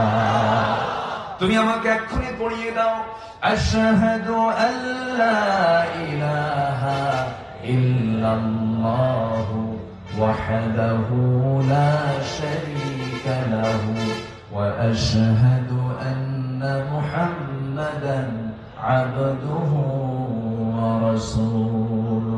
হেদায়েতের মালিক কে? আল্লাহ। আসতে বলবেন না কে? আল্লাহ। আল্লাহ তো হেদায়েত দেবেন, ইহুদির ভাগ্যে হেদায়েত জুটে দিবেন, ইহুদি হেদায়েত পেয়ে গেল। কিন্তু আমি এই প্রসঙ্গগুলো কেন আনলাম, কি জন্য আনলাম? কোরআন শুধু নামাজের জন্য নাযিল হয় নাই, কোরআন দিয়ে কি বিচার চলবে না? আসতে বলবেন না, চলবে না? ওমরের সময় কি চলে নাই? আবু বকরের সময় কি চলে নাই? হযরত ওসমান রাদিয়াল্লাহু আনহুর সময় কি চলে নাই? আলীর সময় কি চলে নাই? কোরআন কি এখনো চলতে পারে না? কোরআন কি সচল না অচল? কোরআন কি সচল না অচল? আমরা রেখেছি কোরআনকে সচল না অচল? অচল। আমরা অচল করে রেখে দিয়েছি। হয়তো বলবেন, হুজুর এটা কেমন করে বললেন অচল করে রাখলাম? কোরআনের যে আয়াতগুলো আজকে সমাজে চালু হলে, কোরআনের যে আয়াতগুলো আজকে সমাজে বাস্তবায়ন হলে, কোন মাদক সমাজে দেখতে পেতাম না, ঠিক কিনা? কোন বেহায়াপনা দেখতে পেতাম না, কোন অশ্লীলতা দেখতে পেতাম না, কোন ধর্ষণের সংবাদ কোন মিডিয়াতে আমাদের আসতো না। কিন্তু আজ নারীরা এতটাই তারা ঝুঁকির ভিতরে, আজকে ধর্ষণ 3 বছরের শিশু নিরাপত্তায় নাই। জোরে বলেন নাউজুবিল্লাহ। আজকে আমরা কোথায় আমরা চলে গিয়েছি? কষ্ট হচ্ছে নাকি আপনাদের? আলোচনা চালিয়ে যাব, জোরে বলি ইনশাআল্লাহ। সম্মানিত ভাইয়েরা, আমি তো মনে করি প্রেজেন্ট সোসাইটিতে, বর্তমান সমাজে আমাদের সবচেয়ে বড় জিহাদ হলো মাদকের বিরুদ্ধে জিহাদ ঘোষণা করা। সবচেয়ে বড় সংগ্রাম হলো বেহায়াপনা, অশ্লীলতার বিরুদ্ধে জিহাদ ঘোষণা করা। এই দুটো আজকে সমাজকে শেষ করে দিচ্ছে, যুবককে শেষ করে দিচ্ছে মাদক, আর চরিত্র ধ্বংস করার জন্য মেয়েদেরকে বের করে দেওয়া হয়েছে উলঙ্গ করে। এই দুটো বন্ধ করার জন্য আমাদের চেষ্টা করার দরকার আছে না নাই? আসতে বলবেন না, আছে না নাই? সবাই কি চেষ্টা করতে রাজি আছি? ঈমান থাকতে হবে। কি থাকতে হবে? ঈমান। কাঁচা না পাকা? এখন মসজিদগুলো কি? মসজিদগুলো কি? আর ঈমানগুলো কাঁচা। ঈমানগুলো কাঁচা। এটা হচ্ছে আখির জামানের একটা লক্ষ্য। মসজিদ পাকা হবে, ঈমান কাঁচা হয়ে যাবে। মসজিদগুলো এত সুন্দর চকচকে, টাইলস দিয়ে একদম মনে হয় যে এত সুন্দর। মুসল্লি নেই। ফজরের সময় কোন আসল মুসল্লি কি জোহরের না ফজরের? আসল মুসল্লি কি জোহর আসর না ফজর? ফজর। যেই মহল্লার মসজিদগুলো ফজরের নামাজে মুসল্লিতে ভরপুর হয়ে যায়, ওই মহল্লা হলো শ্রেষ্ঠ মহল্লা দুনিয়া। আল্লাহ তুমি এই মহল্লাকে এমন মহল্লা বানায় দাও। জোরে বলি আমিন। আরো জোরে আমিন। সম্মানিত ভাই, আল্লাহ পাক ইমানদারকে ডাক দিয়ে সূরা সফের 2 নম্বর আয়াতে বলছেন, ইমানদারেরা তোমাদেরকে একটা প্রশ্ন করি। কি প্রশ্ন? লিমা তাকুলুন, তোমরা বলতে যাও কেন সেই কথা যেটা তোমরা করো না? যেটা তোমরা করো না, যে কাজ তোমার নিজের জীবনে নাই, তুমি তা বলতে যাও কেন? কার কথা? আসতে বলবেন না, কার কথা? এবং এটা আল্লাহর কাছে সবচাইতে জঘন্য কাজ। কে বলছেন এটা? আল্লাহ বলছেন। আল্লাহ রাব্বুল আলামিন বলেন, ইয়া আইয়ুহাল্লাযীনা আমানু লিমা তাকুলুনা মা লা তাফআলুন কাবুরা মাকতান ইনদাল্লাহ আন তাকুলু মা লা তাফআলুন। তোমরা যা করো না তা তোমরা বলতে যাও কেন? মানে তুমি নিজেও করবে, অপরকে করার জন্য বলবে, নিজে যা বলবে তা নিজের জীবনে বাস্তবায়ন করবে। আমার নবীজির জীবনে এমন কোন কথা ছিল না যে কথার আমল তিনি বাদ দিয়েছেন। আমার ভাইরা, আমার আদর্শ, আমার চেতনা, আমার জীবনের সকল কিছুর মডেল আমরা দুজনকে ধরবো না, একজনকে ধরবো, মুহাম্মদ সাল্লাল্লাহু আলাইহি ওয়াসাল্লাম। এই পৃথিবীতে একজন মানুষ বিশ্ব রেকর্ড করেছেন। পৃথিবীর শুরু থেকে নিয়ে কিয়ামত পর্যন্ত এমন রেকর্ড পৃথিবীর কেউ করতে পারে নাই। সেই রেকর্ডটা হলো একজন ব্যক্তির মুখ থেকে জীবনে একটা মিথ্যা কথা বের হয় নাই। তিনি হচ্ছেন মুহাম্মদ সাল্লাল্লাহু আলাইহি ওয়াসাল্লাম। আমি আপনি কথা বলতে নিয়ে কত হরদম মিথ্যা কথা চলে আসতেছে, মুনাফিকি চলে আসতেছে। এরপরে বক্তব্য দিতে নিয়ে কত অপ্রাসঙ্গিক কথাগুলো চলে আসতেছে। আমার বন্ধুগণ, সংক্ষিপ্ত করে একটা কথা বলি, যার জিহ্বা কন্ট্রোল তার জন্য জান্নাতটা খুবই সহজ। যার জিহ্বা কন্ট্রোল, জান্নাত তার কন্ট্রোলে। যার চোখ কন্ট্রোল, জান্নাত তার কন্ট্রোলে। এই জন্য আমরা জিহ্বাটাকে কন্ট্রোল করব, চক্ষুটাকে কন্ট্রোল করব, কানকে কন্ট্রোল করব, আমার হাতকে কন্ট্রোল করব, আমার পাকে কন্ট্রোল করব। আমি যদিও গোটা দেশের রাষ্ট্রনায়ক নই, কিন্তু আমরা সবাই বুকে হাত দিয়ে সবাই বলতে পারবো 3.5 হাত নামক যে বিশাল বডি আছে, এই বডির রাষ্ট্রনায়ককে আমি নিজে। আমার মাথা থেকে পা পর্যন্ত এই 3.5 হাত বডি, এই হাত, এই পা, এই চোখ, এই নাক, এই বডি কে চালায়? আল্লাহ। হাত দিয়ে শুধু করবো, আল্লাহ চালায় না? কে চালায়? আমি চালাই। বিড়ি খাই আমি, দোষ হবে আল্লাহ না? কষ্ট পাচ্ছেন নাকি আপনারা? এরা কে বিড়ি খায়? মানুষ বিড়ি খায় না? বিড়ি খায়, অনেকে খায়, খাবে, খুব ভালো। সামনে চেয়ারম্যান ইলেকশন আসতেছে, চেয়ারম্যান সাহেবরাও বাধ্য হন দেখা সাক্ষাৎ করতে গেলে আগে বলে, বাবা প্যাকেট ট্যাকেট আনছো? আছে না নাই? এরকম আছে না নাই? না, সকল প্রকার নেশা থেকে আমরা নিজেকে দূরে রাখবো, জোরে বলি ইনশাআল্লাহ। আচ্ছা, স্বাধীনতার পর থেকে নিয়ে আজ পর্যন্ত যতগুলো বাজেট পেশ হয়েছে, প্রত্যেকটা বাজেটে বিড়ির পরিমাণ, বিড়ির দাম কমছে না বাড়ছে? বিড়ি খাওয়া কমছে না বাড়ছে? যত বাড়াও বাদ দেব না, ঠিক কিনা? বাদ দেব না। কি যে টানা টানে, ওরে বাপরে বাপ। আমি বরিশাল ভোলা থেকে মাহফিল করে বরিশাল যাচ্ছিলাম, ফেরিতে পার হচ্ছি, এক চাচা দেখি ফেরির উপরে বসে একটা চুল পাড়া, চুলে বসে নদীগুলোর পানি দেখছে। 75 থেকে 80 বছর হবে চাচা, চামড়াগুলো কুচকে গেছে, এমন টান দিচ্ছে, চোখ মুখ ভাস করে, আর ধোঁয়াগুলো তুলে 3 তলায় পাঠাচ্ছে। কি টান! আমি আস্তে করে পিছন থেকে গিয়ে বসলাম, বসে বললাম, চাচা আপনি তো খুব সুখী আছেন মনে হয়। বাবা, সুখ টান দিচ্ছি, সুখ টান। কি কথা কি বোঝা গেল? তো এই যে আমাদের নেশা, এই নেশাকে হারাম করেছেন কে? নেশা কি আরাম না হারাম? নেশা কি আরাম না হারাম? কে করে দিয়েছেন? বিড়ির পিছনে কম খরচ হয়? অনেক খরচ হয় তো। এমনও লোক আছে যার বেনসনের প্যাকেট 2টা লাগে। 2 প্যাকেট বেনসনের দাম কত? 700। তাহলে আপনি খাচ্ছেন নাকি? রিপোর্ট তো ভালোই রাখবে। আচ্ছা, তাহলে এই যে আপনি বেনসনের প্যাকেট 2টা মারলেন, আপনার এই টাকা দিয়া 2টা সংসার চলে যাবে, একটা সংসার চলে যাবে। আপনি টাকাওয়ালা হয়েছেন বলে টাকা খরচ করবেন, আপনি অপচয় করবেন, আপনি শয়তানের আপন ভাই, ঠিক কিনা?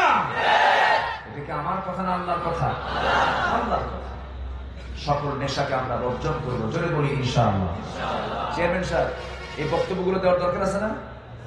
আপনাদের তো এরকম কথাগুলো বলতে বলা হয়, মাদকের বিরুদ্ধে কথা বলে।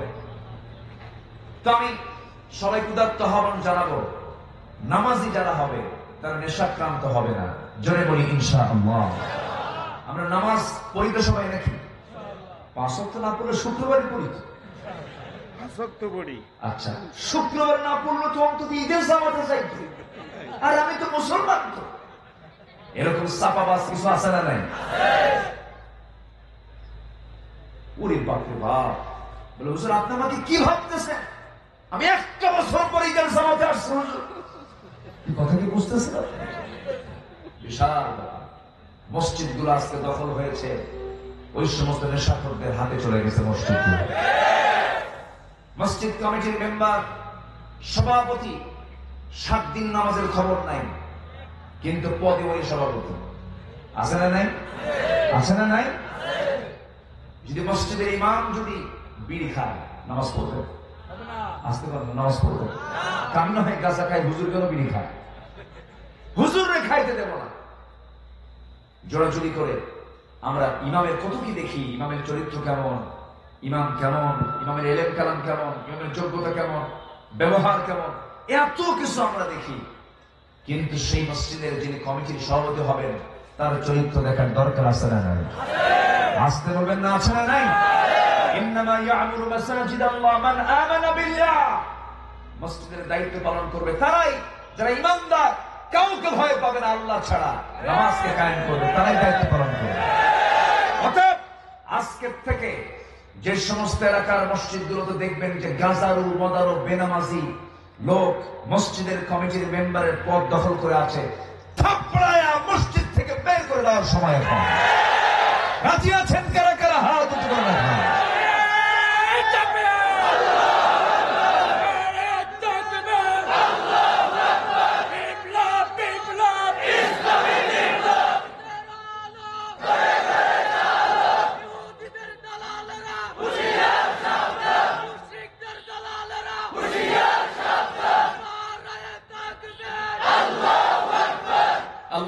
সালাতকে কবুল করুন, জোরে বলি আমিন।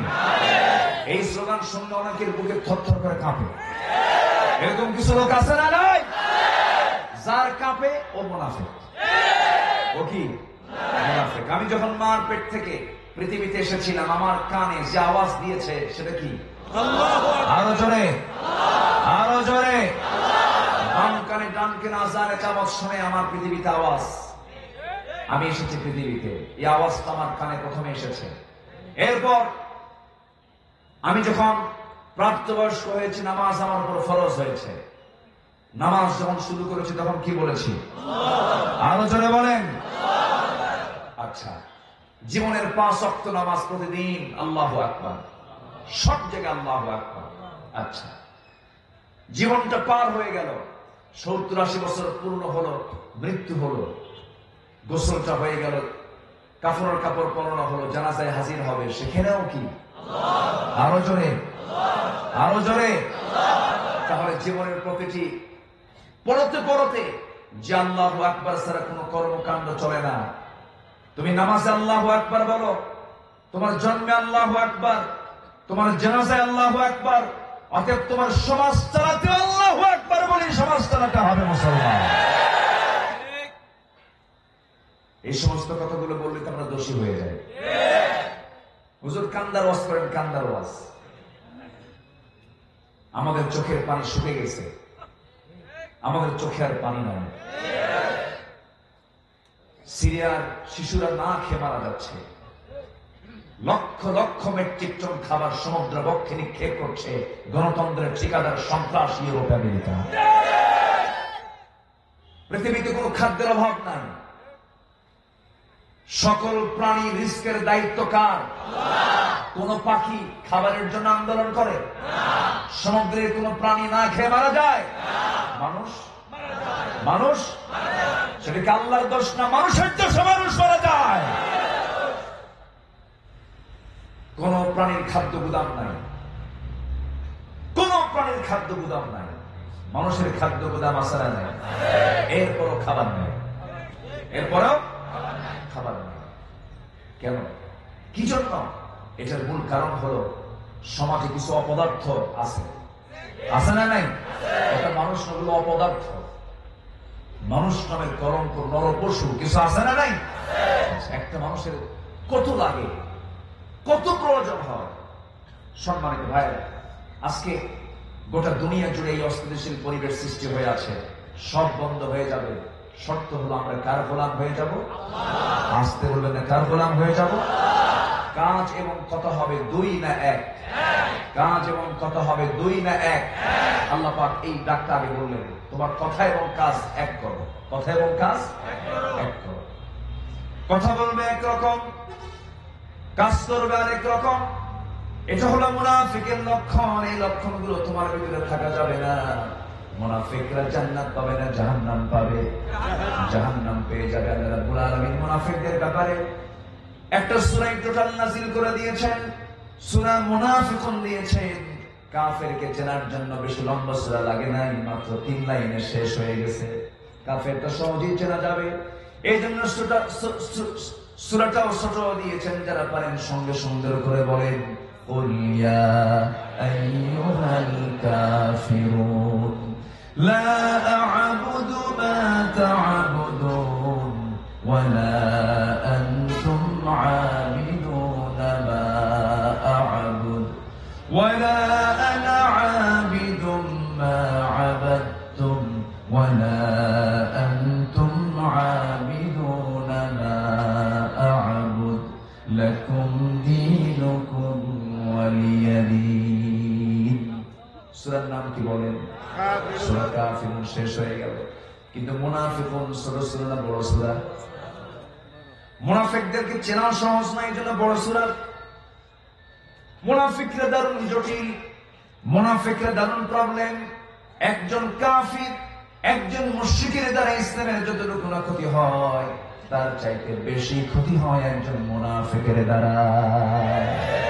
মুনাফিক মসজিদেও যায়, যায় না? মুনাফিক নামাজও পড়ে, মুনাফিক রোজাও রাখে, মুনাফিক দান সদকাও করে, কিন্তু মুনাফিকের ক্ষতি সবচাইতে বেশি। এই জন্য মুনাফিকদের ব্যাপারে আল্লাহ পাক নরম হতে বলেছেন না শক্ত হতে বলেছেন? শক্ত হতে বলেছেন। আল্লাহ রাব্বুল আলামিন বলেন, ইয়া আইয়ুহান নাবিয়্যু জাহিদিল কুফফারা ওয়াল মুনাফিকিন ওয়াগলুয আলাইহিম ওয়া মাওয়াহুম জাহান্নাম। হে নবী, আপনি কাফিরদের ব্যাপারে, মুনাফিকদের ব্যাপারে আপনি শক্ত হয়ে যান, জিহাদ ঘোষণা করুন, আর জানিয়ে দেন তাদের ঠিকানা হলো জাহান্নাম। তাদের ঠিকানা বলেন কি? জাহান্নাম। মুনাফিকদের সঙ্গে কোনো আপোষ করা যাবে না, মুনাফিকদেরকে চিহ্নিত করতে হবে। এই জন্য আল্লাহ পাক বলছেন, তুমি যা বলবে, তুমি যা করবে না তা কেন বলতে যাবে? এটা কার লক্ষণ? আসতে হবে না, কার লক্ষণ? মুনাফিকের লক্ষণ। আর মুনাফিকের একটা বড় লক্ষণ হলো ইন্নাল মুনাফিকিনা লাকাযিবুন। মুনাফিকরা হলো সবচেয়ে বড় মিথ্যাবাদী। এরা মিথ্যা কথা মনে মনে বলে। আমার দেশে মিথ্যা কথা নেই, আসতে বলবেন না, আছে না নাই? মোবাইলে কথা বলে, ভাই বন্ধু তুমি কোথায়, কোন জায়গায় আসো? আমি জাহান্নামের চৌরাস্তায়। আছে না? আছে। এক জায়গায় বলে, এক জায়গায়। মিথ্যা কথা ছাড়া পেটের ভাত হজম হয় না। সকাল থেকে সন্ধ্যা পর্যন্ত যদি আমরা জরিপ করি, জীবনে কত মিথ্যা কথা বের হয়ে যায়। কিন্তু আমরা তো সেই নবীর উম্মত, যে নবীর জীবনে একটা কৌতুক করে মিথ্যা আসলো না। সুবহানাল্লাহ। আমার নবীর জীবনে একটা মিথ্যা কথাও বললেন না। সেই নবীর আমরা উম্মত যদি হতে চাই, সেই সুন্নাতগুলো আমার আপনার জীবনে আসার দরকার আছে না নাই? আসতে হবে। মিথ্যা কথা বলা যাবে না। একজন সাহাবী রাসূলকে এসে বললেন, ইয়া রাসূলুল্লাহ, আমাকে বেশি আমল না, শুধুমাত্র একটা আমল শেখায় দেন। আমার রাসূল বললেন, সাহাবী রে, আমি তোমাকে একটা আমল শেখায় দিলাম, যাও তুমি জান্নাত পেয়ে যাবা। একটা আমল করবা কি? আজকের থেকে আমৃত্যু তুমি কখনো মিথ্যা কথা বলবা না। সাহাবী দারুণ খুশি হয়ে গেছে, দৌড় মেরে মেরে বাড়িতে চলে গেছে। হুজুর আমার শুধু একটা আমল শেখায় দিছে। কিন্তু তার মধ্যে তিনটা বদ অভ্যাস ছিল: চুরি করা, জেনা করা, মদ খাওয়া। চুরি করা, জেনা করা, মদ খাওয়া। চুরি করে রাত্রেবেলা, সকালবেলা নবীর দরবারে চলে এসেছে। রাসূল বললেন, সাহাবী, গত রাতে তুমি কি করেছো? সঙ্গে সঙ্গে সাহাবী বলে ফেললেন, ইয়া রাসূলুল্লাহ, জীবনে আর চুরি করবো না, চুরি করছিলাম। মিথ্যা কথা বলা যাবে না। পরের রাত্রিতে মদের বোতল নিয়ে রাত্রিবেলা কাজ করে সকালবেলা নবীর কাছে হাজির হলে রাসূল বলেন, সাহাবী, গত রাতে হাতের মধ্যে কি তুলেছিল? হুজুর, মিথ্যা কথা বলা যাবে না, মদ খাইছিলাম, জীবনে আর খাবো না। পরের রাত্রিতে একজন নারীর সঙ্গে সময় দিয়া পরের দিন সকালবেলা নবীর সামনে হাজির। রাসূল বলেন, গত রাতে তুমি কোন মহিলার সঙ্গে সঙ্গ দিয়েছো? হুজুর, আল্লাহর কসম করে বলি, সত্যি আপনি আল্লাহর পয়গম্বর। যেরকম সুবহানাল্লাহ। আল কিযবু উম্মুল খাতিআত। মিথ্যা হলো সমস্ত পাপের মা। মিথ্যা যার জীবন থেকে মাইনাস হয়ে যাবে, জিহ্বা যার কন্ট্রোল হবে, তার জন্য জান্নাতটা খুবই সহজ হয়ে যাবে। জোরে বলি সুবহানাল্লাহ। আমার ভাইরা, এই জন্য আল্লাহ রাব্বুল আলামিন সূরা সাফের 2 নম্বর আয়াতে এই কথাটা বললেন। এরপর আল্লাহ রাব্বুল আলামিন এবার ইমানদারকে ডাক দিয়ে বলছেন, শোনো, আমি একটা শ্রেণীকে খুব বেশি ভালোবাসি। কোন শ্রেণীকে? তোমাদেরকে শেখায় দিচ্ছ, বান্দারা শিখে না আমি কাকে বেশি ভালোবাসি। আল্লাহ রাব্বুল আলামিন সুন্দর করে বলছেন, ইন্নাল্লাহা ইউহিব্বুল্লাযীনা ইউকাতিলুনা ফি সাবিলিহি সাফফান কাআন্নাহুম বুনয়ানুম মারসুস। জোরে বলুন আল্লাহু আকবার। ইন্নাল্লাহা ইউহিব্বুন, আল্লাহ তাআলা ওই সমস্ত বান্দাগুলোকে ভালোবাসেন। ইউহিব্বু শব্দ দিয়ে আল্লাহ রাব্বুল আলামিন 8 শ্রেণীকে বুঝিয়েছেন। আমি 8 জনকে ভালোবাসি। 8টা গুণ যার মধ্যে থাকবে, এর মধ্যে একটা গুণ যার আল্লাহর মধ্যে সংগ্রাম করবে, আমি তাকে খুব ভালোবাসি। এরকম সুবহানাল্লাহ। এরকম 8 শ্রেণীকে আল্লাহ রাব্বুল আলামিন ভালোবাসেন। এর মধ্যে একটা শ্রেণী আমরা জানলাম, জিহাদ করবে কার পথে? সংগ্রাম করবে কার পথে? আল্লাহর পথে। নাম্বার 2 হলো যারা ইহসান করবে, যারা বিনয়ী হবে, উদার হবে, অপরের দিকে ইহসান করবে। আল্লাহ রাব্বুল আলামিন তাদেরকে খুব ভালোবাসেন। সূরা বাকারা 195 নম্বর আয়াতে আল্লাহ রাব্বুল আলামিন বলছেন, ওয়া আহসিনু ইন্নাল্লাহা ইউহিব্বুল মুহসিনিন। জোরে বলুন আল্লাহু আকবার। আমরা কঠোর হব না, দয়াদ্র হব। দয়াদ্র হব, কঠোর হওয়া যাবে না। নাম্বার 2 হলো যারা তওবা করবে। কি করবে? আসতে বলেন কি করবে? তওবা তো তার হবে যার গুনাহ আছে। এখানে তো আমাদের কারো গুনাহ নেই। আছে? গুনাহ আছে? আচ্ছা, গুনাহ ছাড়া কি আছে দেখে হাত তোলেন। হুজুর আমার জীবনে কোনো গুনাহ টুনা নেই, এরকম কেউ আছে? এরকম কেউ আছে না একজন? এরকম কোন পীর বুজুর্গ পৃথিবীতে আছে? যত বড় আপনার পীর সাহেব পীরে কামেল হোক, পীরে কামেল কখনো হবে না, গুনাহ আছে। পৃথিবীর কোন পীর বলতে পারবে না আমার গুনাহ নাই। পৃথিবীর কোন বুজুর্গ বলতে পারবে না আমার গুনাহ নাই। আপনার কাছে যত বড় হুজুর হোক না কেন, সে বলতে পারবে না আমার গুনাহ নাই। শুধু একজনকে আল্লাহ পাক গুনাহ মুক্ত রেখেছেন, তিনি হচ্ছেন মুহাম্মদ সাল্লাল্লাহু আলাইহি ওয়াসাল্লাম। এছাড়া সবার জীবনে গুনাহ আছে না নেই? আসতে বলবেন না আছে না নাই? আল্লাহ পাক যাকে গুনাহ মুক্ত রেখেছেন সেই রাসূল, তিনি কি মাফ চাননি? তিনি কি ক্ষমা চাননি? চোখের পানি ফেলেন নাই? আহারে, সবচেয়ে বেশি চোখের পানি ফেলে কেঁদেছেন মুহাম্মদ সাল্লাল্লাহু আলাইহি ওয়াসাল্লাম। তাহলে আল্লাহ পাক কয় শ্রেণীকে ভালোবাসেন? বলেন, কয় শ্রেণীকে ভালোবাসেন? কয় শ্রেণী চলতেছে? 2 শ্রেণী। 3 নম্বর এসেছে তাওবা। 1 নম্বর হলো যারা জিহাদ করবে, নাম্বার 2 হলো যারা ইহসান করবে, নাম্বার 3 হলো যারা তওবা করবে। কার কাছে? আল্লাহর কাছে। তাহলে আমার নবীজি যার জীবনে কোনো গুনাহ নাই, তার তো কান্নাকাটি করার কথা ছিল না, কিন্তু কেঁদেছেন সবচেয়ে বেশি আমার নবী, রুকু করেছেন সবচেয়ে বেশি আমার নবী, সিজদা দিয়েছেন সবচেয়ে বেশি আমার নবী। কোন এক রাতের আধারে আম্মা জান আয়েশা বর্ণিত হাদিস, তিনি বলেন আমার নবী আমার ঘরে তাশরীফ ফরমালেন। তিনি আমাকে পাশে শুয়ে রেখে নামাজে দাঁড়ায় গেলেন।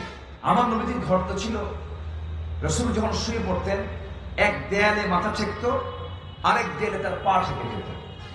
আর যখন তিনি খাড়া হতেন, দাঁড়াতেন, তখন মাথার সঙ্গে উপরের ছাদটা ঠেকে যেত। ছোট্ট একটা ঘর।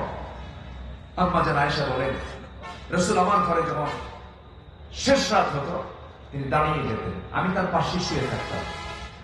কোন এক রাতের বেলা আমি লক্ষ্য করে দেখি আমার নবীজি নামাজ পড়তেছিলেন। নামাজ পড়ে রুকু শেষ করে সিজদায় চলে গেলেন। সিজদায় এত দীর্ঘ সময় থাকলেন, আমার নবীজি কাঁপতে কাঁপতে বেহুশের মতো হয়ে গেলেন। নবীজি কেমন যেন হয়ে গেলেন, নড়াচড়া বন্ধ হলো, কোন আওয়াজ নাই, নড়াচড়া নাই। আমি মনে মনে চিন্তা করলাম, মনে হয় আমার নবীজি সিজদার মধ্যে মারা গেলেন নাকি। আমি আমার হাত দিয়ে তার শরীরে চিমটি কাটলাম। চিমটি কাটা মাত্রই নবীজি নড়ে উঠলেন। সালাম ফেরার পর রাসূল বলছেন, আয়েশা তুমি এমন করলে কেন? আম্মা জান আয়েশা বলছেন, ইয়া রাসূলুল্লাহ, আপনি এত কান্নাকাটি করার কি প্রয়োজন? আল্লাহ তো আপনার সবকিছু মাফ করে দিয়েছেন। সঙ্গে সঙ্গে আমার রাসূল বলছেন, আয়েশা রে, যদিও আল্লাহ আমার সকল কিছু মাফ করে দিয়েছেন, কিন্তু সে আল্লাহ আমাকেও যদি কিয়ামতের দিন পাকড়াও করেন, আমি বিশ্বনবী তবুও পার পাওয়ার কোনো সুযোগ পাবো না। আমার নবীজি এত বেশি রুকুর ভিতরে কাঁদতেন, সিজদার মধ্যে কাঁদতেন। আমার নবীজির গোটা রাত চলে যেত, চক্ষুটা লাল হয়ে যেত, পাটা ফুলে যেত, কপালটা ফুলে যেত। আমার নবীজি নিজের জন্য যতটুকু কেঁদেছেন, উম্মতের জন্য তার চেয়ে কম না বেশি কেঁদেছেন? আসতে বলুন না, কম না বেশি কেঁদেছেন? বেশি কেঁদেছেন। এই মাসেই জন্ম নিয়েছিলেন আমার নবীজি। আমার রাসূল সেরা কেন, শ্রেষ্ঠ কেন? অনেকগুলো কারণ বলা যাবে, তবে আমার নবীর দ্বারা এমন কিছু ঘটনা আল্লাহ রাব্বুল আলামিন ঘটিয়ে দিয়েছেন যা পৃথিবীর কোন মানুষের পক্ষে সম্ভব নয়। আকাশের চাঁদ আছে না নাই? আসতে বলবেন না, আছে না নাই? যখন আরবের সমস্ত কাফের মুশরিকরা বলল, ইন কুনতা নাবিয়ান হাক্কা, তুমি যদি সত্যিকারের আল্লাহর নবী হও, আকাশের চাঁদ দ্বিখণ্ডন করো। তো আমার নবী যদি দ্বিখণ্ডন করেছেন কার ইশারায়? আসতে বলবেন না, কার ইশারায়? পৃথিবীর কোন মানুষের দ্বারা কি এটা স্বাভাবিক হবে? সম্ভব নয়। আমার নবীজি আকাশের চাঁদকে দ্বিখণ্ডন করার জন্য যখন শুধু নখকে উঁচু করেছেন, ইনশাক্কাল কামার, বুখারী শরীফের হাদিস, চাঁদ 2 টুকরা হয়ে গেছে। আবার যখন নখের ইশারা দিয়েছেন, আবার চাঁদ একরকম হয়ে গেছে, আবার মিলে গেছে। সেই নবীজির আবার জন্মের সময় একটা লম্বা কথা আছে, সেই জন্মের সময় একটা লম্বা বর্ণনা। আমার নবীজির আপন চাচা আবু তালেবের নাম সবাই শুনেছেন তো? আমার দিকে তাকান, আমি কি আলোচনা শেষ করে দেবো নাকি? রাস্তার ধারে তো একটু আওয়াজ টাওয়াজ আমাদের কানে আসে, লাশ যাচ্ছে। আচ্ছা, ক্বালা ইয়াকুম ফিল জুলুসি বিত-তুরকাত, একটা হাদিস এসেছে তোমরা রাস্তার ধারে বসা থেকে বিরত থাকো, রাস্তার ধারে বসা থেকে। ক্বালা ইয়াকুম ফিল জুলুসি বিত-তুরকাত, রাস্তায় বসা থেকে তোমরা দূরে থাকো, কারণ রাস্তার কিছু হক একটু হলেও নষ্ট হয়। এই যে লোকগুলো বসে আছে, রাস্তা কি এখানে কি নিরাপদ? ক্লিয়ার? কেমন ক্লিয়ার? না, আমি নিরাপত্তার ক্ষেত্রে একটু হলেও সমস্যা আছে না নাই? আচ্ছা দেখেন, রাসূল কত আগে বললেন তোমরা রাস্তায় বসা থেকে বিরত থাকো। সুবহানাল্লাহ বলবেন না? জোরে বলেন সুবহানাল্লাহ। এই জন্য যদিও আমরা রাস্তার ধারে বসেছি, আমরা হকটা আদায় করবো, জোরে বলি ইনশাআল্লাহ। কেউ রাস্তায় কোনো ডিস্টার্ব করবো না। যে আওয়াজ, একটা কিচির মিচির একটা আওয়াজ এসে একটু আমাদের একটু হলেও মনোযোগিতা, যখন একটা আওয়াজ হয় তখন তো কানে যখন কোনো শব্দ আসে তখন তো ওইদিকে দৌড়বে। কথা বুঝেন? বুঝছেন কি জন্য বলতেছিলাম? রাসূলের আপন চাচা আবু তালিবের নাম সবাই শুনেছেন তো? আবু তালিব মুসলমান না কাফের? বলেন বলেন বলেন। আমার নবীর আপন চাচা পিতৃব্য আবু তালিব মুসলমান না কাফের? শুধু কাফের না, টাটকা কাফের? টাটকা কাফের, ভেজাল মুক্ত কাফের।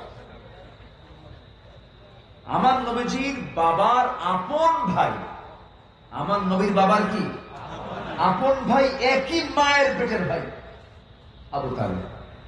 কিন্তু আবু লাহাব কিন্তু একই মায়ের পেটের ছিল না। আবু লাহাব ছিল বৈমাত্রীয়। আবু লাহাব ছিল কি?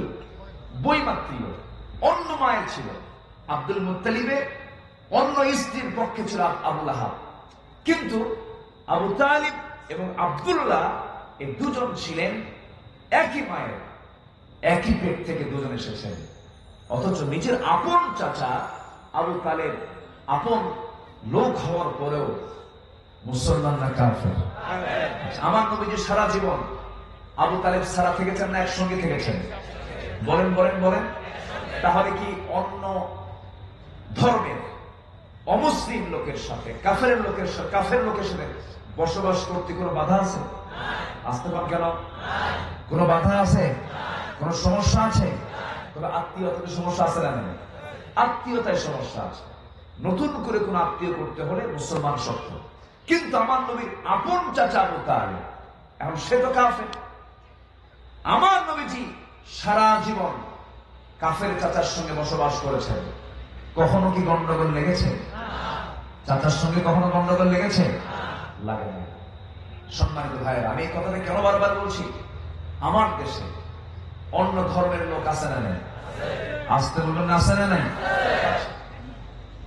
সেই সমস্ত লোক আমাদের যদি প্রতিবেশী হয় অন্য ধর্মের, আমি মুসলমান, আমি কি তার সঙ্গে খারাপ আচরণ করতে পারবো? বিরূপ কোনো মন্তব্য করতে পারবো? তাকে কোনো গালিগালাজ দিতে পারবো? বরং ইসলাম বলছে কোন মুসলিম সমাজে অন্য ধর্মের লোক যদি বসবাস করে, ঝড়ের রাতে একটা পাখি ঝড়ের কবল থেকে বাঁচানোর জন্য যেমন তার ডানাটা বিছায়া দিয়ে সকল বাচ্চাগুলোকে ডানার মধ্যে আগলে রাখে, তেমনি তোমরা মুসলমান, তোমার প্রতিবেশী যদি অন্য ধর্মের হয়, তুমি তেমনই তাকে সুন্দর নিরাপত্তার চাদরে তুমি তাকে ঢাকিয়ে রাখো। এটা ইসলাম বলে দিয়েছে, এটা ইসলামের কনসেপ্ট, ইসলাম এই কথা বলে দিয়েছে। অর্থাৎ যারা কোন ধর্মের বিষয়ে যারা আঘাত হানে, তারা প্রকৃত কোন ধর্মের মানুষ নয়। কোন মুসলমান, কোন প্রকৃত হিন্দু এই সমস্ত কাজগুলো করতে পারে না। আমার কথা কি বোঝা গেল? আমার কথা কি বোঝা গেল? আল্লাহ তুমি সবাইকে বোঝার তৌফিক দিয়ে দাও। হাজার বছরের ঐতিহ্য হলো এই দেশের সব ধর্মের মানুষ একত্রে বসবাস করা। আমরা এই দৃশ্য দেখতে চাই না, যে দৃশ্য মাঝে মাঝে আমাদেরকে উস্কিয়ে দেওয়ার জন্য বিভিন্ন একটা কুচক্রী মহল লেগেই আছে। এদের 20 দাঁত ভেঙে ফেলা দরকার, ঠিক কিনা? এদের 20 দাঁত ভেঙে ফেলা দরকার। এদের কোনো প্রকৃত, এদের কোনো ধর্ম নাই। কষ্ট পাচ্ছেন নাকি আপনারা? আবু তালেব একদিন বলতেছেন, মুহাম্মদ, আমি তোমাকে একটা বিষয় স্মরণ করে দিতে চাই। কি চাচা বলেন তো? কি তোমার যখন জন্ম হলো, তুমি নবজাতক, তোমার মার পেট থেকে তুমি পৃথিবীতে এসেছো মাত্র 2 দিন বয়স। কয়দিন? 2 দিন। তুমি তো এখন আল্লাহর নবী হয়েছ। মুহাম্মদ, তুমি আল্লাহর পয়গম্বর। তুমি পয়গম্বর, আজকে তোমার কাছে নবুয়ত এসেছে, তুমি আল্লাহর নবী হয়ে গেছো। তবে আমি তোমাকে একটা প্রশ্ন করতে চাই, যখন তোমার জন্ম হলো রবিউল আউয়াল মাসে, দুদিন চলে গেছে তোমার দ্বিতীয় তোমার তিথি, আমি তোমাকে দেখার জন্য তোমাদের ঘরের মধ্যে ঢুকলাম। ঘরের মধ্যে ঢুকে দেখি তুমি নাই, তোমার মা ঘরের মধ্যে নাই। বাইরে উঠানে তোমাকে আস্তে করে তোমাকে শুয়ে রেখেছে এক জায়গায়, তোমার মা তোমার কাছে নাই। তোমার মার চোখে পানি, তোমার মা বারবার কান্নায় ভেঙে পড়ছে। আমি তোমার মার দিকে তাকাতেই পারছি না, তোমার মার চোখে ঝরে ঝরে পানি পড়তেছে। এমন সময় আমি তোমাকে কিছু বিষয় দেখতে পেলাম।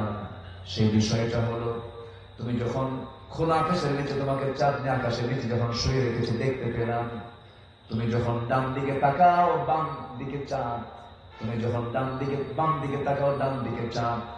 তোমার নজর যখন ডান দিকে চলে যায়, বাম দিকে তাকা চাঁদ লাফ মেরে ডান দিকে চলে যায়। তোমার নজর যখন বাম দিকে চলে যায়, ডান দিকে তাকা চাঁদ লাফ মেরে আবার বাম দিকে চলে যায়। তুমি যখন তোমার ডান হাত দিয়ে যখন তোমার হাতটা নিচের দিকে টেনে আনো, চাঁদ নিচের দিকে চলে আসে। এই দৃশ্যটা আমি দেখলাম, এটা কতটুকু সত্য? রাসূল বলছেন, চাচা, আকাশের চাঁদ আমার চোখের সঙ্গে সঙ্গে চলে, ডানে চলে বামে চলে, আমার হাতের সঙ্গে সঙ্গে চলে। আপনি যে দৃশ্যটা দেখেছেন, কেন দেখবেন না চাচা? আমার মার মন খারাপ, আমার মার মনে কোনো হাসি নাই, খুশি না, আনন্দ নাই। কারণ আমি পৃথিবীতে জন্ম নিয়েছি, আমি জন্ম নেওয়ার পর আমাকে যে করে আমাকে যে কোলটা ভরায় দেবে, যে মানুষের কোলে উঠায় দেবে, আমার বাপ তো দুনিয়াতে না। আমার বাবার কথা মনে করে আমার মার মনটা খুব খারাপ। আমার কাছে আসলি মার কান্না থামে না, মামার কাছে বসতে পারে না, মা আমার কাছে বসলেই শুধু হু হু করে কান্দে। এই জন্য আমি ওই সময়টা আমি কেমনে পার করব? আল্লাহ রাব্বুল আলামিন আমার প্রতি সদয় হয়ে ওই কয়েকটা দিন রাতের জন্য আল্লাহ রাব্বুল আলামিন আকাশের চাঁদ আমার জন্য খেলনা বানাইয়া দিয়েছিলেন। একটু জোরে বলি সুবহানাল্লাহ, আরো জোরে বলি সুবহানাল্লাহ। আমার ভাইরা, আমার নবীজি এরপরে বলছেন, চাচা, আল্লাহ রাব্বুল আলামিন ওই চাঁদটা আমার জন্য খেলনা বানিয়েছিলেন। আর আবার আকাশের চাঁদটা এই নবুয়ত প্রাপ্তির পর আকাশের চাঁদটাও খণ্ডন করেছে আল্লাহ পাকের ইশারায়। ও চাচা, আপনি এত কিছু মুআজিজা দেখলেন, ও চাচা, একটাবারের মতো আপনি কালিমার ঘোষণা দিয়ে দেন। আবু তালিব আবার মুস্কি হাসি মেরে বলে, মোহাম্মদ শোনো, আমাকে জোড়াজুড়ি করো কেন? আমি কি তোমাকে অস্বীকার করতেছি নাকি? আমি তোমার বিরুদ্ধে বিদ্রোহ করতেছি নাকি? কোনো গন্ডগোল লাগাচ্ছি নাকি? আমি তো তোমার সাথেই আছি। কিন্তু ইমানটা আমি আনবো না। কেন ইমান আনবেন না আপনি? ও মুহাম্মদ শোনো, তোমার ধর্মকে আমি পছন্দ করি, তোমার নবুয়তকে আমি পছন্দ করি, তুমি আল্লাহর নবী, কোনো সন্দেহ নাই, তা আমি মনে করি। তার বড় প্রমাণ হলো আমার কলিজার টুকরা সন্তান দুইটা, আলী এবং জাফর। আমার সন্তান, আপন দুইটা সন্তানকে আমি তোমার হাতে তুলে দিয়েছি। তোমার ডানে আলী নামাজ পড়ে, বামে জাফর নামাজ পড়ে, আমার আবার ইসলাম কবুল করে কি লাভ হবে? আমি তো সব তো দিয়েই দিছি।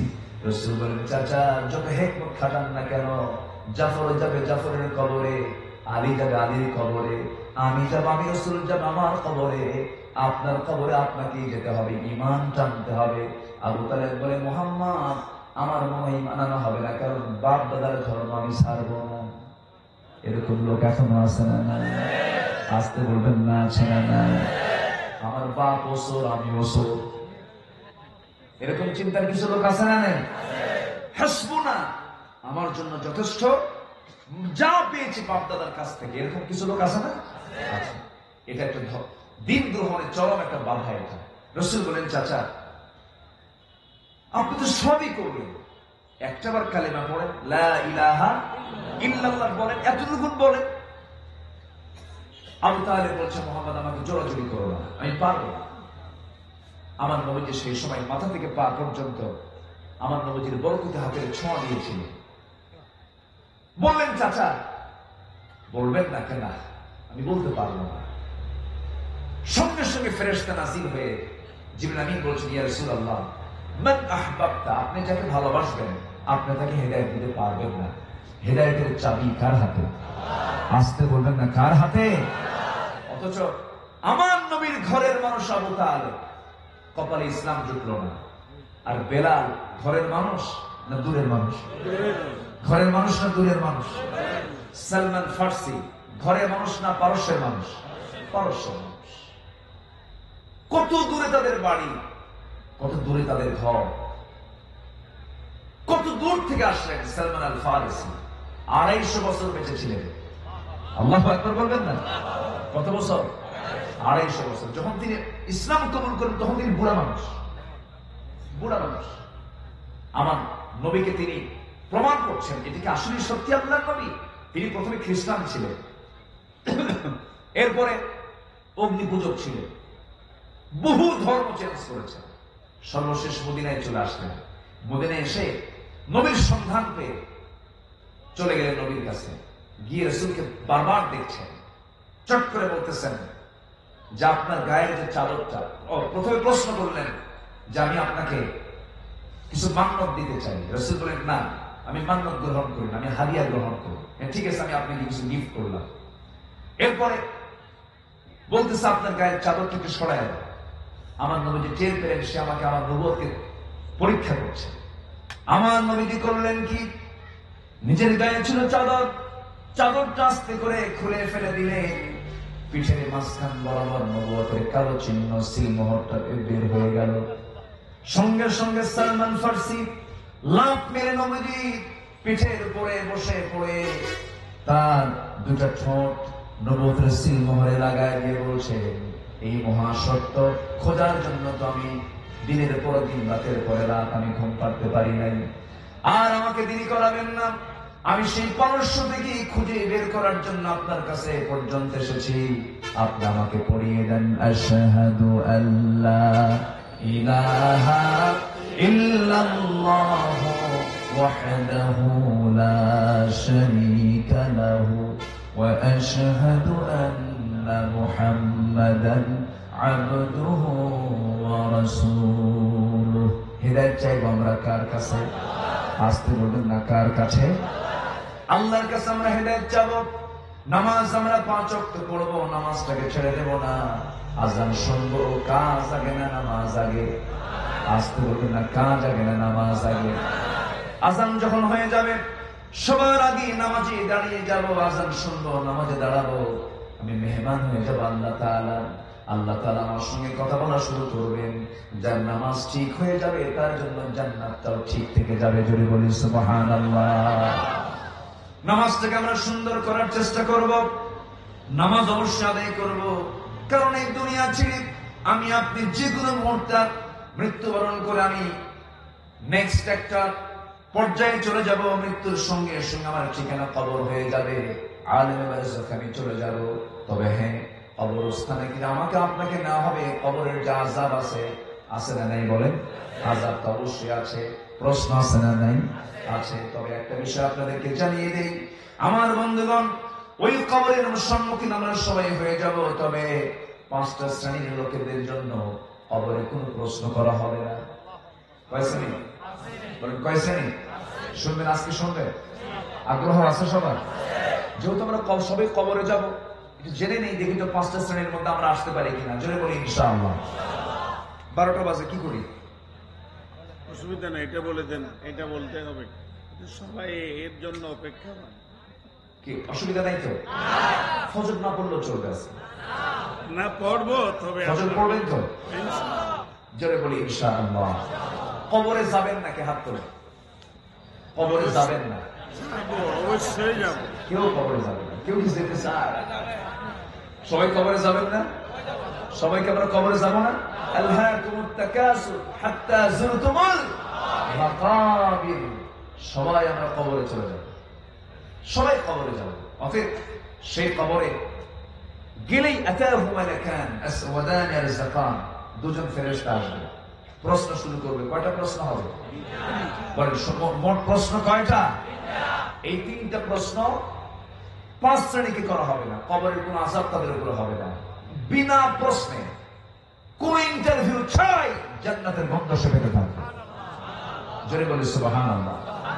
সেই গুণগুলো আমরা অর্জন করবো না? অবশ্যই। জোরে বলি ইনশাআল্লাহ।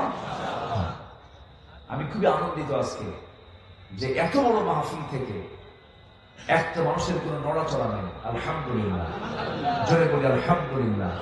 এখান থেকে প্রমাণ হয় এলাকার মানুষ আল্লাহওয়ালা, পরহেজগার। আল্লাহ তুমি সবার এই ধৈর্যকে তুমি আল্লাহ জান্নাতের ওসিলা করে দাও। জোরে বলি আমিন। ফজর যেন কাজা না হয়। আমরা সবাই 5 ওয়াক্ত নামাজ পড়ি তো নাকি? হ্যাঁ, ইনশাআল্লাহ মানে পড়বো। বলি আলহামদুলিল্লাহ। পড়বো, বলি ইনশাআল্লাহ। জোরে বলি ইনশাআল্লাহ। এটা হাত তুলে কি বলা যায়? বলি ইয়া আল্লাহ। চিৎকার মেরে বলি ইয়া আল্লাহ। দেখেন হাত তুলে নাই কে? আশেপাশে তো চায় থাকে, দেখেন যে কে কে হাত তুললো। জোরে বলি ইয়া আল্লাহ। আমাদেরকে 5 ওয়াক্ত সালাত আদায় করা তৌফিক তুমি আল্লাহ দিয়া দাও। জোরে বলি আমিন। আরো জোরে আমিন। আরো জোরে আমিন। কষ্ট দিয়ে ফেললাম। আচ্ছা, সবার বাড়িতে মা বোন আছে না নাই? তাদের নামাজ পড়া কি লাগে? পড়তে হবে। স্বামীর দায়িত্ব আছে না নাই? ভাইয়ের দায়িত্ব আছে না নাই? বাবার দায়িত্ব আছে না নাই?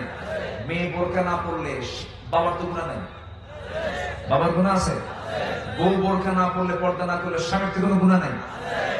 আচ্ছা, স্বামী বউকে চালাবে না বউ স্বামীকে চালাবে? বউ স্বামীকে চালাবে? ভালো করে কম।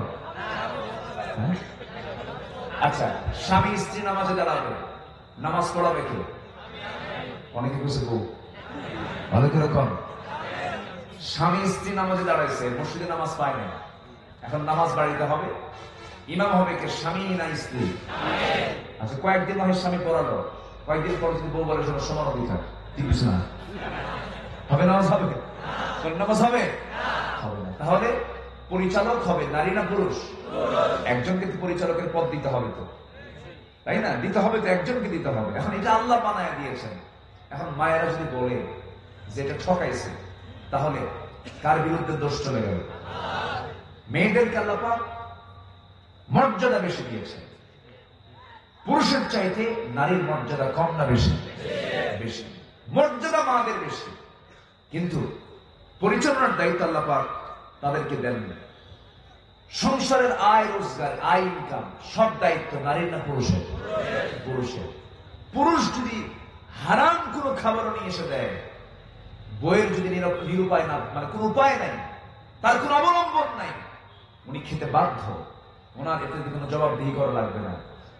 দেখেন, এত বড় দায়িত্ব আল্লাহ পাক পুরুষকে দিয়েছেন।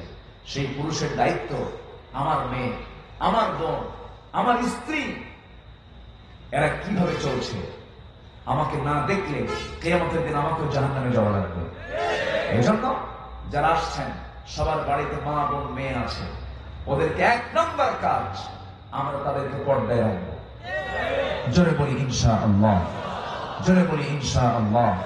আমার মেয়ে ঠিক, সমাজ ঠিক। আমার স্ত্রী ঠিক, সমাজ ঠিক। সম্মানিত ভাইরা, এমন পুরুষও আছে নতুন বিয়ে করে, নতুন বিয়ে করে বইয়ের ছবি সুন্দর করে তুলে অর্ধলগ্ন করে ফেসবুকে পোস্ট করে বলে, আসুন আমরা সবাই জামাতের সঙ্গে আমার বউ দেখি। নাউজুবিল্লাহ। একা একা দেখে লাভ কি, জামাতে দেখি। তাহলে এই জাকাম কুকাম গুলো করা হয়, এগুলো করা যাবে না। বউ তোমার, দেখবা তোমার, কিন্তু বউ তোমার মজা নেবে সবাই, এটা আবার কেমন কথা হলো? তুমি সমাজকে নষ্ট করে ফেললে, সমাজকে তুমি দূষিত করে ফেললে, সমাজকে তুমি ধ্বংসের দ্বার প্রান্তে পৌঁছে দিলে। এগুলো করা যাবে না। রোগ এতে কমবে না বাড়বে? রোগ এতে কমবে না বাড়বে? বেড়ে যাবে। মেয়েদের যে জিলবাব, মেয়েরা যে কাপড়টা পরবে, যে বোরকাটা পরবে, ওড়নাটা পরবে, ওড়নাটা হবে টাইট না ঢিলা? ঢিলা হতে হবে। এখন মেয়েরা এমন ভাবে ওড়না পরে, বোরকাটা এমন ভাবে সাজায়, বোরকার গায়ে আবার আয়না লাগায়। আয়না মানে আসো, যেরকম নাউজুবিল্লাহ। এরকম জাতীয় কোনো বোরকা পরা যাবে না। বোরকা হবে 2 কালার না 1 কালার? 1 কালার। সাদা না কালো? লাল না কালো? হলুদ না কালো? একদম কালো। সব কালো দিয়ে ভরে আপনাকে বাইরে বের হতে হবে, হলো আপনার সেফটির জন্য, আপনার সম্মান সম্ভ্রম টিকে রাখার জন্য, আপনার মর্যাদাকে অক্ষুণ্ণ রাখার জন্য, আপনাকে যেন মানুষ সম্মান করে, শ্রদ্ধা করে, সেই জন্য। এক সময় মুখ খুলেও যাওয়ার পরিবেশ ছিল, মেয়েরা মুখ খুলে যেতে পারত। যে সমাজে 3 বছরের শিশু ধর্ষিতা হয় সেই সমাজে মুখ খুলবে কেমনে নির্মষ, ঠিক কিনা বলেন? এই জন্য মেয়েদেরকে মুখ থেকে যেতে হবে। বাড়ির মা বোনদেরকে আমরা এগুলো শিখাবো, জোরে বলি ইনশাআল্লাহ। আল্লাহ তাআলা 8 শ্রেণীকে ভালোবাসেন। কয় শ্রেণীকে বলেছি? কয়জনের কথা? 3 জন। আরো আছে কয়জন? 5 জন। এটা শুনবো। কবরে আযাব হবে না। কয় শ্রেণী? 5 শ্রেণী। নাম্বার 1 হলো সেই শ্রেণীর কবরে কোনো আযাব হবে না যে শ্রেণীটা কি করবে, যে শ্রেণীটা দেশের স্বাধীনতা, সার্বভৌমত্ব, জমি সুরক্ষার জন্য সীমান্ত পাহারা যে দেবে, ইসলামী ভূখণ্ডের সীমান্ত পাহারারত যে ব্যক্তি সারা রাত কাটাবে পাহারায়, আল্লাহ পাক ওই বান্দাকে কবরে কোনো প্রশ্ন করবেন না। একটু আস্তে করেন সুবহানাল্লাহ, আরো জোরে বলুন সুবহানাল্লাহ। তাহলে বিজিবির মূল্য আল্লাহর কাছে আছে না নেই? যারা সীমানা পাহারা দেয় তাদের দাম আল্লাহর কাছে আছে না নেই? কিন্তু নামাজ পড়ে না, তাহলে কি হবে? আস্তে তাহলে কি হবে? হবে। আমার নবীজি 2 জন সাহাবীকে বললেন তোমরা সীমান্ত পাহারা দাও, শত্রু যেন আক্রমণ না করতে পারে। আব্বাস এবং আম্মান রাদিয়াল্লাহু আনহুমা 2 জন সাহাবী দাঁড়ায় সীমান্ত প্রহরায় তারা দায়িত্ব গ্রহণ করলেন। একজন শুয়ে পড়লেন, বললেন ভাই আমি একটু ঘুমাই, তুমি পাহারা দাও। আম্মান তিনি শুয়ে পড়লেন, আব্বাস রাদিয়াল্লাহু আনহু তিনি দাঁড়ায় তারা শত্রু লক্ষ্য করছেন, সীমানা পাহারা দিচ্ছেন। হঠাৎ করে তিনি মনে মনে ভাবলেন ওই শত্রু তো দেখি না। ওযু বানাই, শেষ রাত হয়েছে, তাহাজ্জুদ পড়ে ওযু বানালেন, তাহাজ্জুদে দাঁড়ায় গেলেন। প্রথম রাকাতি লম্বা সূরা দিয়ে নামাজ শুরু করেছেন। হঠাৎ করে শত্রুপক্ষ দূর থেকে লক্ষ্য করছে, নড়েও না চড়েও না, থেকে মানুষ অন্য কিছু। এটা ভেবে তীর হাতের মধ্যে নিয়ে ধনুক দিয়া তীরটা মেরে দিয়েছে। নামাজরত সাহাবী আব্বাদের ডান পায়ের মধ্যে তীর বিদ্ধ হলো। নড়াচড়া করছেন না, তিনি নামাজ তিনি ছেড়ে দিচ্ছেন না। ওই অবস্থায় রুকু করলেন, ওই অবস্থায় সিজদা করলেন। আবার তিনি দ্বিতীয় রাকাতে দাঁড়ালেন। আবার শত্রু দূর থেকে তীর মেরে দিয়েছে, আর একটা তীর তার বাঁ পায়ে লেগেছে, ডান পায়ে একটা, বাঁ পায়ে একটা। ঘুমন্ত সাহাবী ঘুম থেকে জাগা পেয়ে বলছেন আব্বা তুমি কি করো? তোমাকে শত্রু আক্রমণ করে বসেছে, নামাজটা ছেড়ে দাও। তিনি নামাজ ছাড়লেন না, তাড়াহুড়ো করে সিজদা দিয়া নামাজ 2 রাকাত শেষ করলেন। এরপরে বলছেন ভাই আম্মা আমিও টের পেয়েছি শত্রু আমাকে আক্রমণ করে বসেছে, আমার ডান পায়ে তীর মেরেছে, বাম পায়ে তীর মেরেছি, কিন্তু আমি নামাজে দাঁড়ায় যখন সূরা কিরাত পড়ছিলাম আমার কাছে মনে হচ্ছে যে মজা পাচ্ছিলাম আমি, ওই 2টা তীর আমার পায়ে কেন করে যাও মারলেও আমি আমার এই মহব্বতের নামাজ আমি কখনো ছেড়ে দিতাম না। নামাজের মধ্যে তিনি এত মজা পেয়েছেন। আমার ভাইয়েরা, সীমান্তর দায়িত্ব গ্রহণ করলাম কিন্তু নামাজ নাই তাহলে হবে না। নামাজটাকে সুন্দর করবো, আমরা যে অবস্থায় থাকি না কেন নামাজটাকে সুন্দর করার চেষ্টা করব। নামাজটা পড়বার সময় কম নিয়ে না বেশি নিয়ে, আসতে বলবেন না। রাকাত বেশি দরকার না, নামাজের সময় বেশি দরকার, সময়টা বেশি দরকার। 50 রাকাত নামাজ এত বড় গুরুত্বের কিছু নয়। 2 রাকাত নামাজ আমি নফল পড়ি কিন্তু লম্বা লম্বা সিজদা দিলাম, লম্বা লম্বা রুকু করলাম, এটা আল্লাহর কাছে বেশি পছন্দের। আমার ভাইরা নামাজটাকে আমরা লম্বা করে ফেলবো, নামাজটাকে আমরা পবিত্র করে ফেলবো, নামাজটাকে আমরা সুন্দর করে ফেলবো। আমার নবী এত লম্বা লম্বা রুকু করতেন, এত লম্বা লম্বা সিজদা দিতেন। আমার ভাইয়েরা তাহাজ্জুদটাকে রেগুলার করার চেষ্টা করব, তাহাজ্জুদটাকে আমরা রেগুলার করার চেষ্টা করব। তাহাজ্জুদ যার জীবনে থাকবে ফরজ নামাজ তার জীবনে কাজা হবে না, যার নফলটা জীবনে বেশি, ফরজ তার কখনো বাদ পড়ার সম্ভাবনা নাই। আমার ভাইয়েরা, আবার আমার দেশের কিছু কিছু মুসল্লি আছে, ইমাম সাহেব যদি নামাজটাকে লম্বা করে মুসল্লি বিরক্ত হয়ে যায়, আছে না? কক্সবাজারে এরকম নাই না, কক্সবাজারও আছে। ইমাম সাহেব যদি লম্বা নামাজ পড়ায় তখন বলে ইমাম সাহেবের তো কোনো কাম নাই, আইসা ইমাম। কি ইমাম? অলস ইমাম, তার তো কোনো কাম নাই, যার নাই কোনো গতি সেই করে ইমামতি। এইরকম করে ইনসাল্ট করা হয়। কিন্তু না না, জিমাম লম্বা নামাজ পড়েন, জিমাম সময় নিয়ে নামাজ পড়েন, সিমাম তো সবচেয়ে ভালো ইমাম।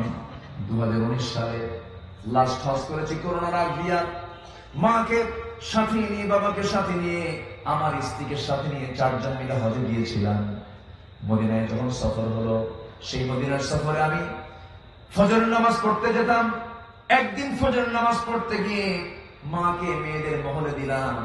আমি এসে নামাজে দাঁড়ায় গেলাম, সালাম ফিরলাম, ইমামের পিছনে নামাজটা শুরু করেছি। শুরু থেকে শুরু করেছি নামাজ যখন শুরু হলো, এত লম্বা কেরাত, এত লম্বা রুকু, এত লম্বা সেজদা, অথচ যিনি ইমামতির দায়িত্ব পালন করলেন সেই দিন 90 বছর পার হয়ে গেছে।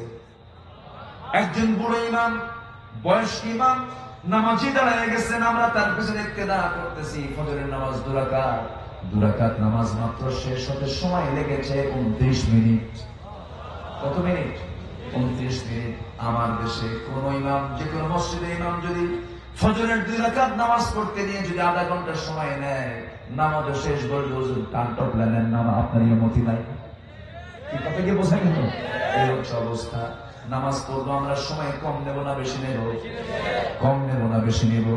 আরেকটা কথা জানিয়ে দেই, নামাজ পড়তে নিয়ে যদি ইমাম সাহেব নামাজ থেকে লম্বা করেন আর আপনার কাছে যদি বিরক্তির ভাব মনে হয়, তখন ভাবতে হবে আপনার মধ্যে শয়তান ওয়াসওয়াসা দিচ্ছে। শয়তান কি করছে? ওয়াসওয়াসা দিচ্ছে। এই বিষয়টা ভাববেন। এই যে মাহফিলে বসেছেন, যদি আপনার কাছে মনে হয় কখন উঠবো, শেষ হবে কখন, ভাবতে হবে কি ওয়াসওয়াসা দিচ্ছে। ভালো কাজে সবসময় শয়তান ওয়াসওয়াসা দিতেই থাকে। আমরা ধৈর্য সহকারে আমরা ভালো কাজে থাকবো, চলে বলি ইনশাআল্লাহ। 5 শ্রেণীকে আল্লাহ পাক কবরে কোনো আযাব দেবেন না, কোনো প্রশ্ন করবেন না। নাম্বার 2 হলো যারা শহীদ হবে। যারা কি হবে? শহীদ হবে। শহীদের দাম সবচেয়ে কম না বেশি? আসতে বলবেন না, সবচেয়ে কম না সবচেয়ে বেশি? শহীদের কোনো হিসাব নাই। একজন বান্দা আল্লাহর পথে সংগ্রাম করতে গিয়ে শহীদ হয়ে গেছে। চিমটি কাটলে যেমন তেমন কোনো কষ্ট অনুভব হয় না, পিঁপড়া কামড় মারলে যেমন কষ্ট অনুভূত হয় না, তেমন একজন বান্দা যখন শাহাদাতের মর্যাদা পেয়ে যায়, এমন আরাম নিয়ে সে দুনিয়া থেকে বিদায় নেয়। জোরে বলি সুবহানাল্লাহ। শহীদের দাম সবচাইতে বেশি। যাকে প্রশ্ন করা হবে না, কোনো সওয়াল জবাব হবে না।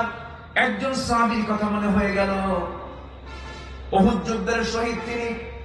যুদ্ধে যাবার আগে আল্লাহর দরবারে দোয়া করছেন, আল্লাহ তাআলা উহুদের ময়দানে আমি যাচ্ছি, তোমার কাছে প্রার্থনা করি, আল্লাহ তুমি আমার হাতের শক্তি দ্বিগুণ করে দিও। যুদ্ধ করতে করতে এক পর্যায়ে কাফেররা যেন আমাকে ধরাশয়ী করে ফেলে, আমাকে যেন শহীদ করে ফেলে। আমার নাক যেন কেটে নেয়, কানটা যেন কেটে নেয়, চোখটা যেন তুলে নেয়, আমাকে যেন অঙ্গহানি করে দেয়।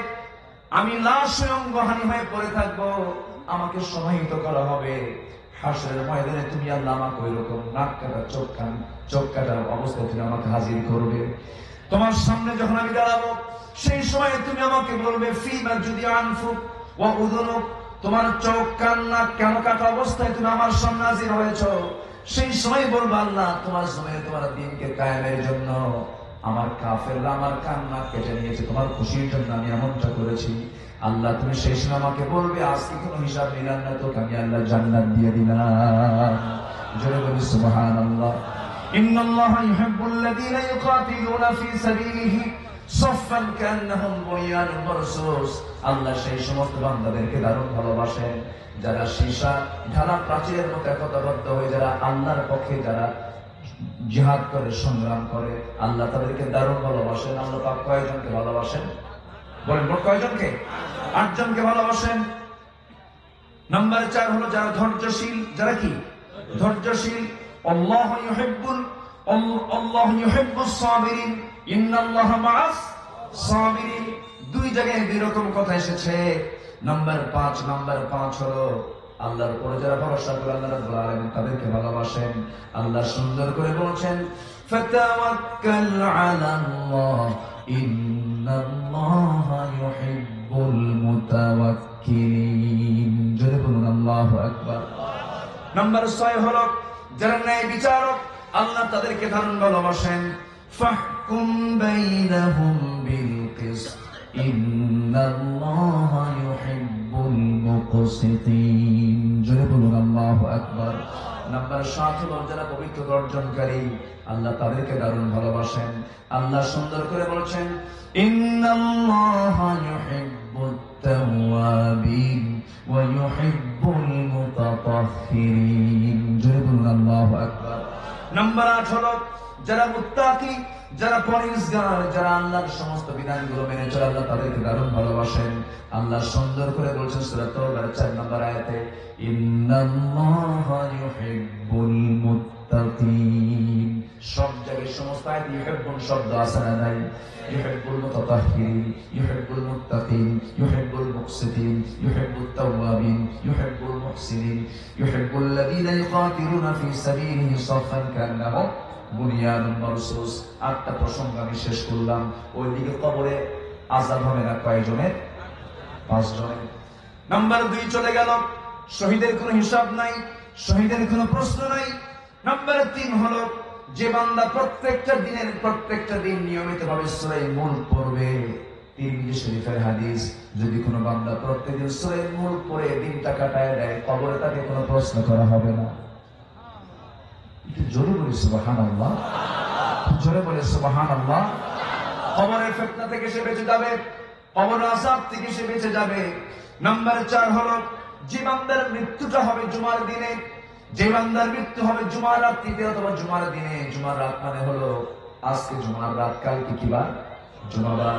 আজকে বৃহস্পতিবার, বুধবার দিবাগত রাত্রি, জুমাবার মানে বৃহস্পতিবার রাত্রে যার মৃত্যু হয়ে যাবে, জুমার দিনে যার মৃত্যু হবে, কবরে তার কোনো আযাব হবে না, যদি মুনাফিক হয়। বলে কি কথা কি বোঝা গেল? মূল থাকার দরকার আছে না নাই? মূলটা আগে থাকতে হবে, ইমানটা আগে পাকা থাকতে হবে। ইমানটা যদি আপনার না থাকে তাহলে আপনি এগুলোর কোনো প্রাপ্তি পাবেন না, জুমার দিনের বরকত আপনি পাবেন না। নাম্বার 5 হলো, শেষ করে দিচ্ছি, অনেক রাত হয়ে গেছে, মন চাচ্ছে আরো 2 ঘন্টা ওয়াজ করবো। শুনতে রাজি? আলোচনা চলো, হুজুর বলুক। যে আমি গতকাল ছিলাম কোথায়, আজকে আসি কোথায়, আবার কালকে আমার ঢাকায় গিয়ে জমা করতে হবে। তবে হ্যাঁ, কক্সবাজারে যদিও দূর, কিন্তু আপনাদেরকে এই প্রযুক্তি আপনাদেরকে অনেক কাছে এনে দিয়েছে, বলি আলহামদুলিল্লাহ, জোরে বলি আলহামদুলিল্লাহ। কক্সবাজারের নাই কি সবই আছে, আকাম কুকামও আছে, আছে না? তবে আমরা ভালো কাজ করবো, জোরে বলি ইনশাআল্লাহ। লিয়াবলুয়াকুম আইয়ুকুম আহসানু আমালা। আমরা ভালো কাজ করে যাবো, জোরে বলি ইনশাআল্লাহ। কষ্ট দিলাম মনে হয়? কষ্ট দিয়েছি? আলোচনা চলুক তাহলে। জি। নাম্বার 5 হলো কবরে আযাব হবে না। আরেকটা শ্রেণী যে ধৈর্যশীল হবে, কিসের ক্ষেত্রে? পেটের পীড়া হয়েছে। পেটের কি হয়েছে? পীড়া, পেটের খুব ব্যথা, পেটের রোগে যে আক্রান্ত আছে না, এরকম রোগী আছে না? আচ্ছা, আল্লাহ পাক এদেরকে মারা গেলে কবর আযাব থেকে বাঁচাবে, সুবহানাল্লাহ বলুন। এটা কিন্তু বিশাল ব্যাপার। পেটের রোগী পৃথিবীতে কম না বেশি? বেশি। আমার ভাইয়েরা, আমার এর সঙ্গে যদি কোনো বান্দা ইমানদার অবস্থায়, ইমানে হালাতে যদি আগুনে পুড়ে মারা যায়, পানিতে ডুবে মারা যায়, রোড অ্যাক্সিডেন্টে মারা গেল, এরকম কোন দুর্ঘটনা আক্রান্ত হয়ে মারা গেল, আল্লাহ রাব্বুল আলামিন বলছেন ওই বান্দার যদি ইমানটা পাকাপোক্ত হয়ে যায়, আমি তাকে শহীদের দরজা দিয়ে দেই।